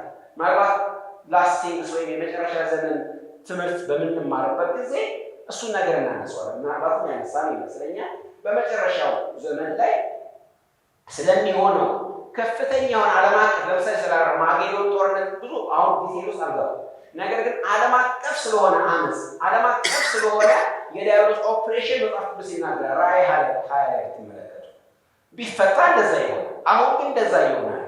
አንድ ሌላ ከአንተ ንግግር ጋር የማይስማማው አሁን የጨለመው መንግስት ስራ እየሰራ ካለው ማነው የጨለመው መንግስት ከወንጌል በላይ እየሰራ ነው የሚለው ትክክለኛ እይታ ነው። አሁንም በከፍተኛ ቁጥር ሰዎች ወደ እግዚአብሔር መንግስት የፈለሱ ናቸው። አሁንም ደቀ መዛሙርት የፈሩ ናቸው። አሁንም የእግዚአብሔር መንግስት እየሰፋ ክርስቶስ ምንድን ያለ እግዚአብሔር መንግስት ትገፋለች፣ እየጨመረች ድንበሯ እየሰፋ ነው የመጣው። አሪሽ የሆኑ ሰዎች እየተደረሱ ናቸው። አሁን ምናልባት ሰብጀክቲቭ የሆነ ቅድም እንዳልኩት በግላዊ እይታ አይመስለኝም የበለጠ ከኃጢአት ከጽድቅ ይልቅ ኃጢአት የተስፋፋ ያለው ልንል እንችላለን። ምናልባት አንዳንድ ጊዜ ፍራስትሬሽን ነው እንደዛ የሚያደርገው። መዝሙረኛው አንድ ቃል ይናገራል በመዝሙር 14 አካባቢ እኔም ከድንጋጤ የተነሳ ሰው ሁሉ ሐሰተኛ ነው አልኩኝ፣ ደንግጬ ነው እንደዛ ያልኩት። ሁሉም ሰው ሐሰተኛ ነው አልኩኝ ይላል። ሁሉም ሰው ሐሰተኛ ነው። ኤልያስንም ተመልከቱ፣ እኔ ብቻ የቀረው ነው አንተ ብቻ አልቀረም። ያስቀረዋቸው ስንት አሉ? 7000 ሰው አስቀርቻለሁ። ኤልያስ ብቻውን ያለ መስሎታል። ስለዚህ አንዳንድ ጊዜ አንደርስቲሜት እናደርጋለን የእግዚአብሔር መንግስት ስራ። በከፍተኛ ስራ ላይ ነች የእግዚአብሔር መንግስት። አሁን በከፍተኛ ደረጃ የዲያብሎስ ግዛት የተበረበረ ነው። አሁን በከፍተኛ ደረጃ ነፍሳት እያመለጡ ናቸው። አሁን የእግዚአብሔር መንግስት በኃይል እየሰራ ነው። ነገር ግን ጎን ለጎን ደግሞ የዲያብሎስ ስራ ሲሰራ ደግሞ እንመለከታለን። ጌታችን ስለፈቀደ እንደዛ ይሆን። ታስታውሱ ከሆነ በዘሪው ምሳሌ ላይ ንጹህ ስንዴ ብቻ ዘርታ አልነበረም ወይ? እንክርዳዱ ከየት መጣ ሲሉት ምን አላቸው? ጠላት ይሄን አደረገ አላቸው። ጠላት ይሄን ያደረገው ግን እግዚአብሔር ፈቅዶ ነው ይሄ የሆነው።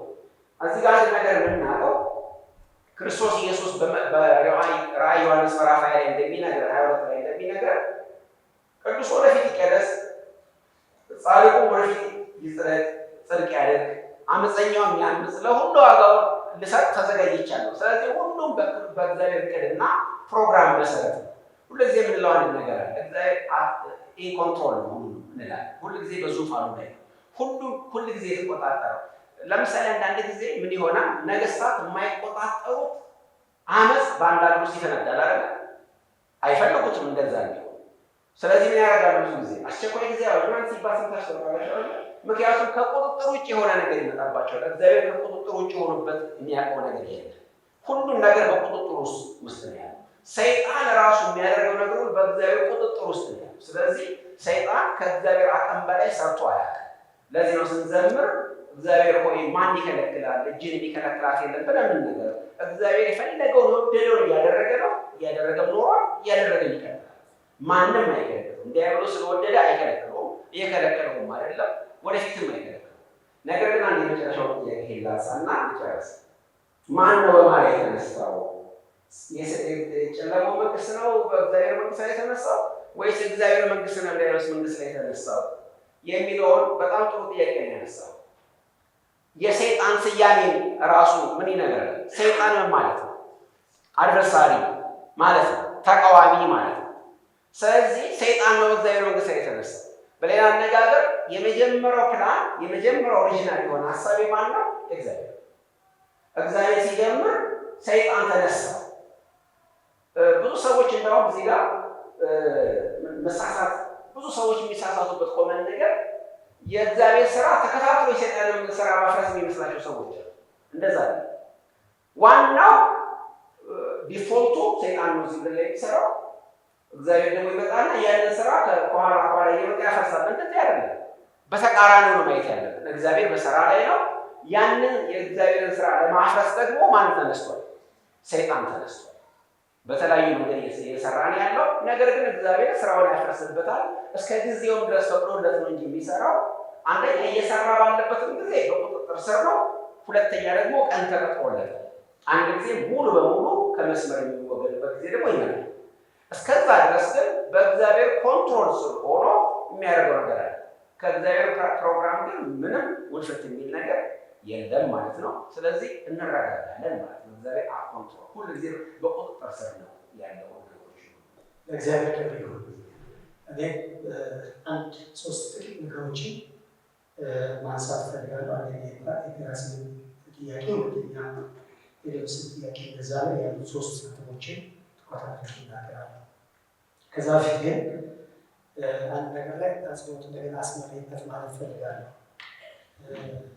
በተለይ በዘመናችን ክርስትና አሁን በመንፈስ ቁጥጥር ስር ሊወድቅ አይችልም የሚለውን ነገር በጣም መስማችሁ ያስፈልጋቸው፣ በተለይ ሁለተኛ ነው። ስለዚህ ሰይጣንን የማስወጣት ስራ በውጭ ባሉት ወደ እምነት ባልመጡት ላይ ነው እንጂ በእምነት ባሉት ላይ አይደለም። አስቀድሞ በመገብ ተስፋ እንዳለ ሰይጣን በውጭ ያሉትን ይቆጣጠራል፣ እኛን ደግሞ ተጽዕኖ ያሳድርብናል ብለናል። ስለዚህ ተጽዕኖ ሲያሳድርብን እኛ ማድረግ የሚገባ ነገር ምንድን ነው? አንደኛ አስቀድመን ተነግሮናል፣ ልብን መመርመር አለብን። ማለት ያልተናዘዝናቸው ኃጢአት በርግጥ አንድ አማኝ በዚህ በሰይጣን ተጽዕኖ ውስጥ እንዳለ በሚሰማው ጊዜ ምንድን ነው ያልተናዘዝከው ኃጢአት ብለን ነው መጠየቅ ያለብን። ሁለተኛ ወይም ደግሞ ምንድን ማድረግ ያለብን የአይምሮ ምርመራ መደረግ ይቻላል። ማለት የሰውየው የሚያምናቸው ውሸቶች ሊኖሩ ይችላል፣ እንደ እግዚአብሔር ቃል ያሉ አስተምህሮቶች ሊኖሩ ይችላል። ማለት የማነሳቸው ነገሮች ማለት ነው። የእናቴ የአባቴ እንትን እያሉ የገነባቸው ምኖች አሉ፣ የውሸት ትርክቶች፣ ትምህርቶች አሉ። እነዚያ ተጽዕኖ ሊፈጥሩበት ይችላሉ። ቅድም በፔላ የተነሳው ነጥብ ወይም በኋላ ላይ አጽንኦት የሚሰጥበት ማለት ነው። እነዚህ የሰይጣን ውሸቶች ናቸው። ሰይጣን ብዙ ሊነግረን ይችል ይሆናል በተለያዩ መንገድ ማለት ነው። ስለዚህ ያንን ከአእምሮ ውስጥ ያለው እውቀት ምንድን ነው ብለን እውቀቱን ምን ማድረግ ያስፈልጋል? መመርመር ያስፈልጋል። ለሊት መተኛታችን እንደዚህ መሆናችን ሲላችሁ እውቀቱ ምንድን ነው? የዛ ሰውዬ ግራውንድ የቆመበት እውቀቱ ምንድን ነው ብላችሁ እውቀቱን መመርመር ይኖርባቸዋል ማለት ነው። ሶስተኛው መደረግ ያለበት የሕክምና ምርመራ ያስፈልገዋል። እንደ አማኝ እኛ በሰይጣን ውጊያ ውስጥ ነኝ፣ ተጽዕኖ ውስጥ ነኝ ያለን ሰው ስናገኝ አይ ሕክምና ምርመራ አያስፈልግም ብለን የምንል ሰዎች አይደለም። ለምን? ችግሩ ስነ ልቦናዊ ወይም አካላዊ መሰረት ያለው ሊሆን ይችላል ማለት ነው። በተለያየ የጤና እክል ውስጥ ሆኖ ያ ሰውዬ በመንፈሳዊ እስራት ውስጥ እንዳለ ሊያስብ ይችላል። ዳስ አንዳንድ ሰዎች ቤተክርስቲያን ረጅም ዘመን አማኝ ነው በጌታ ጸንተው ደግሞ አጋንንት አለብኝ ብለው ደግሞ ሲጮሁ ታገኛላችሁ። ወይም ደግሞ ልዩ ልዩ ነገር ሲናገሩ ታያላችሁ። እነዚህ ሰዎች አእምሮ ሕክምና ሊያስፈልጋቸው ይችላል። አማኞች ስለሆነ ያንን ልናደርግ እንችላለን። እዚች ላይ ጥቂት መናገር ፈልጋለሁ።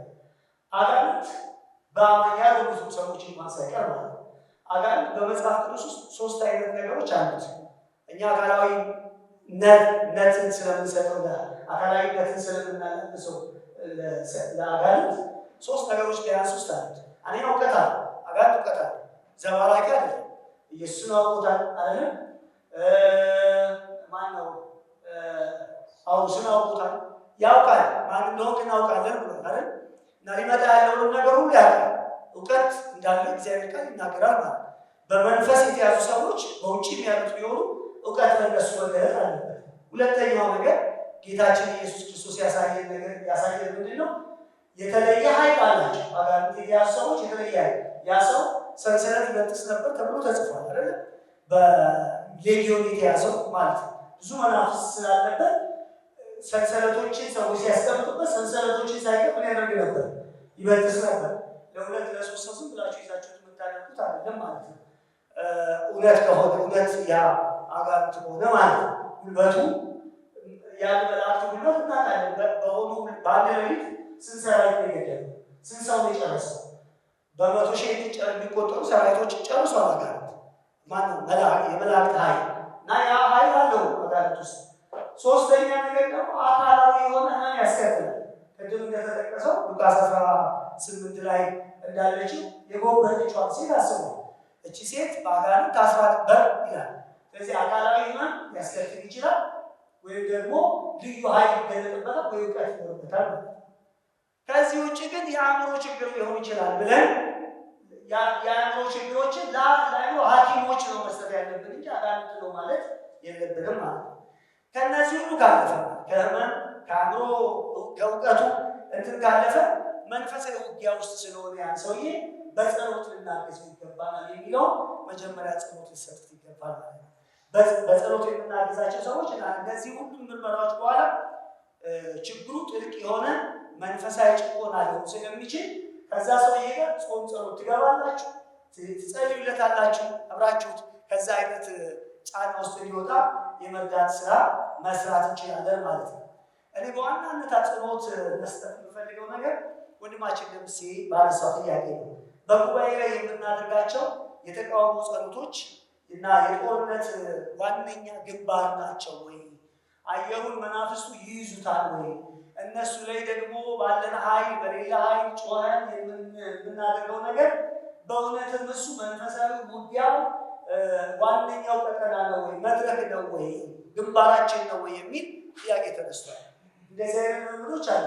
የታወቀ ማለት ኢቭን በጸሎታችን ውስጥ እንኳን በጣም የሚያስጮኸን ጸሎት ምን እንደሆነ ይታወቃል አይደል? እናመስግን ሲባል ሰው ቀስ ብሎ እንትን እንበል ሲባል እንደዛው እንቃወም ሲባል ይቆማል። ባለ በሌላ ኃይሉ ደም ስሩ ተገታትሮ እና ይሄ መጽሐፍ ቅዱሳዊ ነው ወይ? አሁን የእኛን ልምምድ የእኛን እንትን አይደለም መያዝ ያለብን፣ መጽሐፍ ቅዱስ ይደግፈናል። እኔ ለዚህ ጉዳይ ያዘጋጀሁት ነገር ጽሑፍ ስላለ እሱ ቶሎ አንብቤ ማለት እፈልጋለሁ። በቀጥታ እናንተ ትይዙት ማለት ነው። እንግዲህ በኤፌሶን መልእክት ላይ አስቀድመን እንዳየነው ማለት ነው የተመሰረተው መንፈሳዊ ውጊያ ስዕል ሰፊና ሁለንተናዊ ነው ብለናል። ማለት ህይወታዊ ነው፣ ማህበራዊ ነው፣ እንደገና መንፈሳዊ ነው ብለናል። እሱ ለባላ ላይ ይመጣበታል። ታዲያ በጉባኤ ውስጥ የምናደርገው የተቃውሞ ጸሎት ወይም ጩኸት ልበለው ግድ የለም በዚህ ታላቅ ጦርነት ስልት ውስጥ ያለ ቦታ ምንድን ነው? የጦርነቱ ዋነኛ ግንባር ነውን ለምንጠይቅ ከመጽሐፍ ቅዱስ አስተምሮ አንጻር ካየነው መልሱ አይደለም፣ አይደለም፣ ዋነኛ ግንባር አይደለም። ነገር ግን የጦርነቱ አስፈላጊ አካል ሊሆን ይችላል። አንቃወምም አንጸልይም እያልን አይደለም። የጦርነቱ ግን ዋነኛው ግንባር አድርገን መውሰድ የለብንም። ይህንን ሚዛናዊ በሆነ መንገድ እናስቀምጠው። ይህንን ሚዛናዊ መንገድ ስናስቀምጠው ጸሎት እንደ ጦርነቱ አካል የማካሄድን እውነታ መጀመሪያ መመልከት መቻል አለብን ማለት ነው። እዛ ኤፌሶን ላይ እዚህ ላይ አጽንኦት ሰጥተናል። በተለይ ቁጥር 18 ላይ ታስታውሳላችሁ። የጳውሎስ ትእዛዝ ምንድን ነው? ጳውሎስ የእግዚአብሔርን ዕቃ ጦር ከዘረዘረ በኋላ ይህን ሁሉ ትጥቅ የሚያንቀሳቅሰውና ኃይል የሚሰጠው ደግሞ ጸሎት ነው ብሎናል ማለት ነው። እና በጸሎትና በልመና ሁል ጊዜ በዘወትር በመንፈስ ምን በሉ ብሎናል? ጸልዩ ብሎናል። ይህንን ሲል ምን እያለ ነው? በዚህ ነገር ከማያቋርጥ ትጋት ጋር ስለ ቅዱሳን ሁሉ ማልዱ ሲል ጸሎትን ባካተተ መልኩ መንፈሳዊ ውጊያ እንዲካሄድ አዞናል ማለት ነው። ጸሎት የመንፈሳዊ ውጊያችን አካል እንደሆነ ነግሮናል። ሁለተኛው የቀደመችዋን ቤተክርስቲያን ምሳሌ መውሰድ እንችላለን። ለዚህ ጴጥሮስ በታሰረበት ጊዜ በህብረት ሆና ስለታሰረው ስለ ጴጥሮስ በሐዋርያት ሥራ ምዕራፍ 12 ላይ እንደምናየው ጸሎት ታደርግ ነበር። ጌታ ኢየሱስም የምታስሩት የታሰረ ይሆናል ብሎን በእውነትም የሚደረጉ ጸሎቶች ምን አይነት መንፈሳዊ ስልጣን ከነሱ እንደሚወጣ ነግሮናል። ነገር ግን እዚህ ላይ ነው አጽንኦት ሰጥተን አስምረን መሄድ ያለብን አንዳንድ ነጥቦች አሉ። ጦርነቱ የሚካሄደው በህይወት እንጂ በክስተት አለመሆኑን መጀመሪያ መረዳት ያስፈልጋል ማለት ነው። ጳውሎስ ገና ጦርነቱን ማለት ነው በኤፌሶን ያስቀመጠው ቅደም ተከተልን መከተል መቻል አለበት።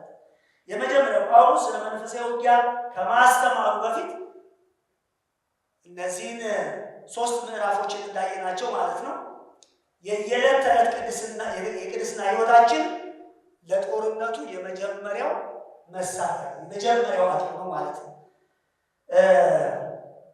ይሄ ምንድን ነው የሚሰጠን? ዋነኛው የጦርነት ግንባር የዕለት ተዕለት ህይወታችን ነው።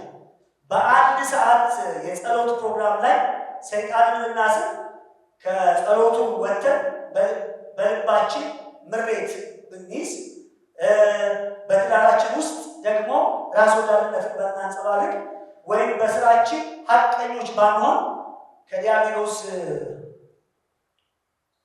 ለዲያብሎስ ምን እየሰጠን ነው? ስፍራ እየሰጠን ጉባኤ ላይ የምናደርገውን ጸሎት ሄደን ዲያብሎስን ጋብዘነው በቤታችን እያስተናገድ ነው ማለት ነው። ስለዚህ ውጊያ እውነተኛ ሊሆን አይችልም ማለት ነው። እንደዚህ አድርገን እንውሰድ። አንድ ሰራዊት በጦር ሜዳ ቢጮ ብለን እናስብ። ወይም ይህን የጦር ሜዳ ምሳሌ ከማነሳ የእግር ኳስ ምሳሌ ልናነሳ እንችላለን። እግር ኳስ ላይ የሚጫወቱ ተጫዋቾች እርስ በርሳቸው ሞራል ለመቀባበል በእንትናቸው ውስጥ ምንድነው እረፍት በሚወስዱበት ክፍል ውስጥ ምን ያደርጋሉ? አንዱ ሌላውን ያበረታታል፣ ይጮሃል፣ እናሸንፋለን ዛሬ ያ ነገር ግን ሄዶ ሜዳ ላይ ያንን እዛ ጋር የጮኸውን ክሬም ያደረገውን እንችላለን ዛሬ ድሉ የኛ ነው ያለውን ነገር ሜዳ ላይ መከራከር ያለበት መከራከር ካልቻለ፣ አማካይ መጫወት ያለበት ካልተጫወተ፣ ማጥቃት ያለበት ካልተጫወተ እዛ ጋር ስለ ጮኸ ብቻ ምንም አይነት እናይሰጥም ማለት ነው። ድል አያገኝም ማለት ነው። ስለዚህ እውነተኛው ጦርነት ያለው ቸርች ላይ ሳይሆን ቸርች ላይ የምንበረታታበት ነው። ከጌታ የተቀበልነውን እውነት እና ሰይጣን ድል መነሳቱ በእግዚአብሔር ቃል እየጠቀስን የምናውጅበት ስፍራ ነው። ድሉን ግን የምናቀጣጥለውና የምንዋጋበት ትክክለኛው ስፍራ ደግሞ የት ነው? ውጭ ነው ማለት ነው። ስለዚህ ጦርነቱ እዚህ ቸርች ውስጥ እውነት ለመናገር ማለት ነው እዚህ አየር ላይ ብትፈልጉት ብታሳልሉት እና ሂድ ቁም ውደቅ ምናምን ብትሉት ስሜታችሁ ላይ ከሚሰራው ስራ ውጭ ትዳራችሁ እስካላሸነፋችሁ ሰይጣን ማለት ነው። እንደዚህ ብዬ ሀሳቦችን እየቋጨው ልምጣ። ጸሎትን በራሱ እንመልከተው ማለት ነው። ጸሎት ራሱ የጦርነት ፍጻሜ ሳይሆን ለጦርነት ኃይል የምናገኝበት መንገድ ነው ብለን ነው መውሰድ ያለብን። ጴጥሮስ ማለት ጳውሎስ ይህንን እያልን ያለው ማለት ነው። ማለት ጸሎት የእግዚአብሔርን ዕቃ ጦር የሚያንቀሳቅስ መገናኛ መሳሪያ ያላችሁ ሰዎች። ይህ ማለት አንድ ጥሩ ምሳሌ ለዚህ ልውሰድላችሁ ማለት ነው። ኢያሱ በዘጸአት 15 ላይ እንደነበረው ጦርነት ለጦርነት ሲላክ በጦርነት አውደ ግንባሩ ላይ ሲዋጋ ሙሴ ከጀርባ ሆኖ ምን ያነሳ ነበር? እጁን ያነሳ። ቀኑን ሙሉ የሙሴ እጅ ማንሳት በጦርነት አውደ ግንባሩ ላይ ቀጥታ ኮሚኒኬሽን እንዲኖር፣ የማያቋርጥ መለኮታዊ ምሪት እንዲኖር፣ አቅጣጫ መቀበል እንዲኖር ልክ አንድ ጦርነት ውስጥ የሬዲዮ እንትን ምንድነው የመገናኛ የጦርነቱን ሂደት በአጠቃላይ እንደሚመራ ራሱ መዋጊያ ነው። የጦርነቱን ሂደት ግን ያ የሬዲዮ መሳሪያ እንደሚመራ በቤተ ክርስቲያን በህብረት የሚደረጉ ጸሎቶች እንደዚህ ናቸው። አጠቃላይ ከእግዚአብሔር ጋር ባለን ግንኙነት የጦርነቱን ስርዓት በዛ እንመራለን። የቱ ጋር ድል ማድረግ እንዳለብን፣ እንዴት ማሸነፍ እንዳለብን መለኮታዊ ምሪቶችን በሬዲዮ መግባቢያው በጸሎት በኩል እናገኛለን። ነገር ግን በራሱ መዋጊያ ግን የጦር ዕቃዎቻችንን በትክክል ለመጠቀም ግን ጸሎት ትልቁ መሳሪያ ይሆናል ማለት ነው። ከእግዚአብሔር ጋር ኮኔክሽናችን እንዳይቋረጥ ማለት ነው። ይህን ነው መታሰብ ያለበት ማለት ነው። ስለዚህ ጩኸት ልንጮህ እንችላለን። የተቃውሞ ጸሎት በራሱ ጦርነት አይደለም። እዚህ ማሰብ ያለብን እሱ ነው። ጦርነቱ የሚካሄደው ከጸሎቱ በኋላ የተቀበልነውን ኃይል መመሪያ ተጠቅመን በጸሎት ማለት ነው በዕለት ተዕለት ህይወታችን ኃጢአትንና ፈተናን ስንዋጋ ጦርነቱ እሱ ነው ማለት ነው። ስለዚህ በጸሎት የምናደርገው እዚህ የምናደርገው ርብርብ በራሱ ጦርነት አለ። ጦርነቱ ልክ ከዚህ በር ላይ ስንወጣ ይጠብቀናል። የትዳር አጋራችን ጋር ስንሄድ ይጠብቀናል። መስሪያ ቤት ስንሄድ ይጠብቀናል። ጦርነቱ እዛ ጋር ካሸነፍከው ሰይጣን እዚህ ጋር ብዙ መጮህ ላይ አስፈልግህ ይችላል። ጩኸቱ ካስፈለገ ለወኔ ነው። ለመነሳሳት ነው፣ ለድል አድራጊ ህይወት ነው። ልክ ነው። መጮህ ያስፈልገኛል። ስጮ ለምንድን ነው ምጮህ? ወኔ ተነሳሽነት ይዤ ለመሄድ ነው እንጂ ጩኸቴን ሊሰራ አይችልም። ኢየሱስ ስለዚህ በጣም ትልቅ ማስተማሪያ ነው መቼ ማለት ነው። ኢየሱስ ሰይጣን የቱ ጋር ነው በጩኸት ሲያሸንፍ ያያችሁት? ለምሳሌ ሰይጣን በማቴዎስ ወንጌል ምዕራፍ 4 ላይ በግልጽ ወደ እርሱ መጥቷል። የቱ ጋር ነው የጮኸ ይመስላችኋል? ነገር ግን ወይስ የእግዚአብሔርን ቃል የጠቀሰበት ንጹሕን የእግዚአብሔር እውነት ነው የጠቀሰበት? ወገኖች ሆይ እኔ እንደዚህ ይፈራል። እቺን ቃል ትንሽ አላጎሪ ባደርግ አትቀየሙ። እንደዚህ ይፈራል። አንዳንድ ጩኸቶች የኃጢአት መሸፈኛ ናቸው። ልክ እንደ የኤሊ ልጆች ታቦት ይዘው ሲወጡ ኃይለኛ ጩኸት አሸምተዋል እና ያ ጩኸት ለጥቂት ጊዜ ለትንሽ ሁኔታ ፍልስጤማውያንን አስደንብሯቸዋል። እነዚህ አማልክት ብለው ታሪካቸውን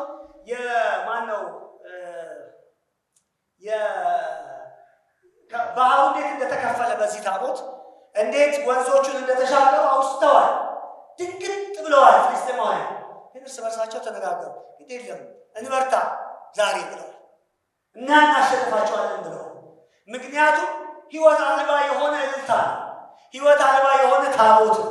ህይወት አልባ የሆነ ጩኸት ነው። ችግሩን አውቀዋል። እስራኤል ልጆች ምንድነው ችግሩ ብለዋል። አይ እግዚአብሔር ከኛ ጋር ስላልወጣ ነው። እግዚአብሔር ከኛ ጋር ቢሆን ፍልስጤማውያን ድል ይነሱ ነበር ብለዋል። የያዙት መፍትሄ ግን አይደለም፣ ልክ አይደለም። አሁን ብዙ ነገሮች የሰይጣን ውጊያ ናቸው። መፍትሄው ግን ጩኸት አይደለም፣ እግዚአብሔርን ማወቅ ነው። እግዚአብሔርን የሚያውቅ ሰው ነው ከባድ ሰው በዚህ ዓለም ላይ ማለት የሚጮህ ሰው ነው አይደለም ከባድ። የእስራኤል ልጆች ታቦት አያስፈልጋቸው ነበር። ንስሐ ነበር የሚያስፈልጋቸው። ወደ እግዚአብሔር መመለስ ነበር የሚያስፈልጋቸው። ትህትና እግዚአብሔርን ማወቅ ነበር የሚያስፈልጋቸው። እግዚአብሔር ኤሊንና ከእሱም በኋላ ያለውን ትውልድ ሁሉ ስለናቀ ተዋቸው። የከበረውን ነገር ከጮታቸው በኋላ አስማረከባቸው። አሁን እንደዚህ ነው እየሆነ ያለ ነው። በየመድረኩ እየተማረከ ነው። የሚሸውዱ ሌሎች ነገሮችን እየፈጠርን ነው። በጣም የምንጮህባቸው ማለት ነው። ለምን መሰላችሁ? እኛ ማሸነፍ የምንፈልገው ሰይጣንን ጉባኤ ላይ ስለሆነ፣ ሰይጣን መሸነፍ ያለበት ግን ጓዳችን ነው። ስፍራው እሱ ነው። እዛ ላይ ያለው ሰይጣን የመሸነፍበት ቦታ ላይ ሄደን እንዋጋው ልላችሁ ፈልጌ እንደዚህ አይነት አጽንኦት ሰጥቼ ሀሳቤን እጠቅም። ጌታ ይመስገን። እንግዲህ ለእግዚአብሔር ተገዙ። ሰምታችሁኛል? እንግዲህ ለማን? ለእግዚአብሔር መገዛት ዲያብሎስን መቃወም ነው። ለእግዚአብሔር ተገዙ። ከዛስ ከእናንተ ምን ያደርጋል? ምን ስታደርጉ? ስትገዙ፣ እሺ ስትሉ፣ ለእውነቱ ስትንበረከኩ፣ ንስሐ ሲሆንላችሁ፣ ሕይወታችሁ ሲቀደስ፣ በእግዚአብሔር ፍርሃት መመራት ስትጀምሩ በራሱ ተቃውሞ ነው። በራሱ ለዛ እኮ ነው። ችን በየ ልጨርስ። አሁንም ምሳሌ ልቀጥል።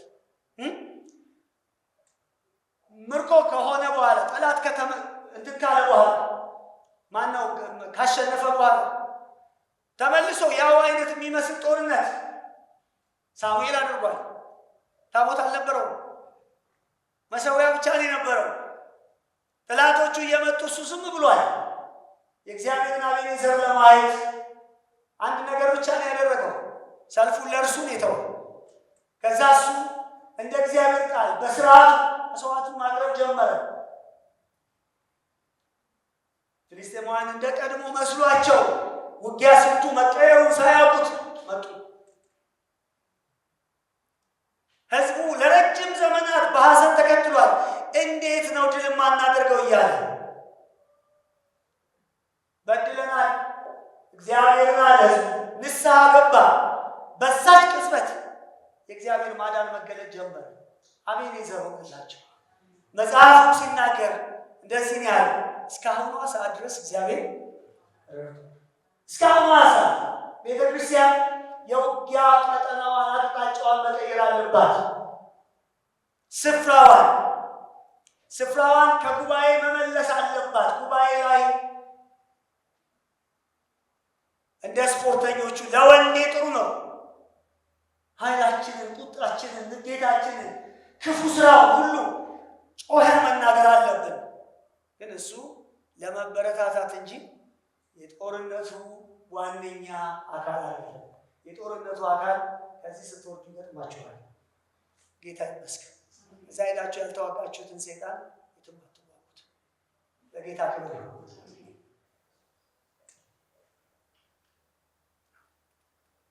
ይህንን ጥያቄ አያይዘን የሚቀጥለው ነገራችን ዓለማዊነት፣ ርዕሳችን ዓለማዊነት፣ ይህንንም ጥያቄ ስለሚመልስልን፣ ስለዚህ ይህንን ጥያቄ በቤት ህብረት ውስጥ የምንቀጥለው የምንመልሰው ጉዳይ ነው፣ የምንወያይበት ጉዳይ ነው በዲቴል።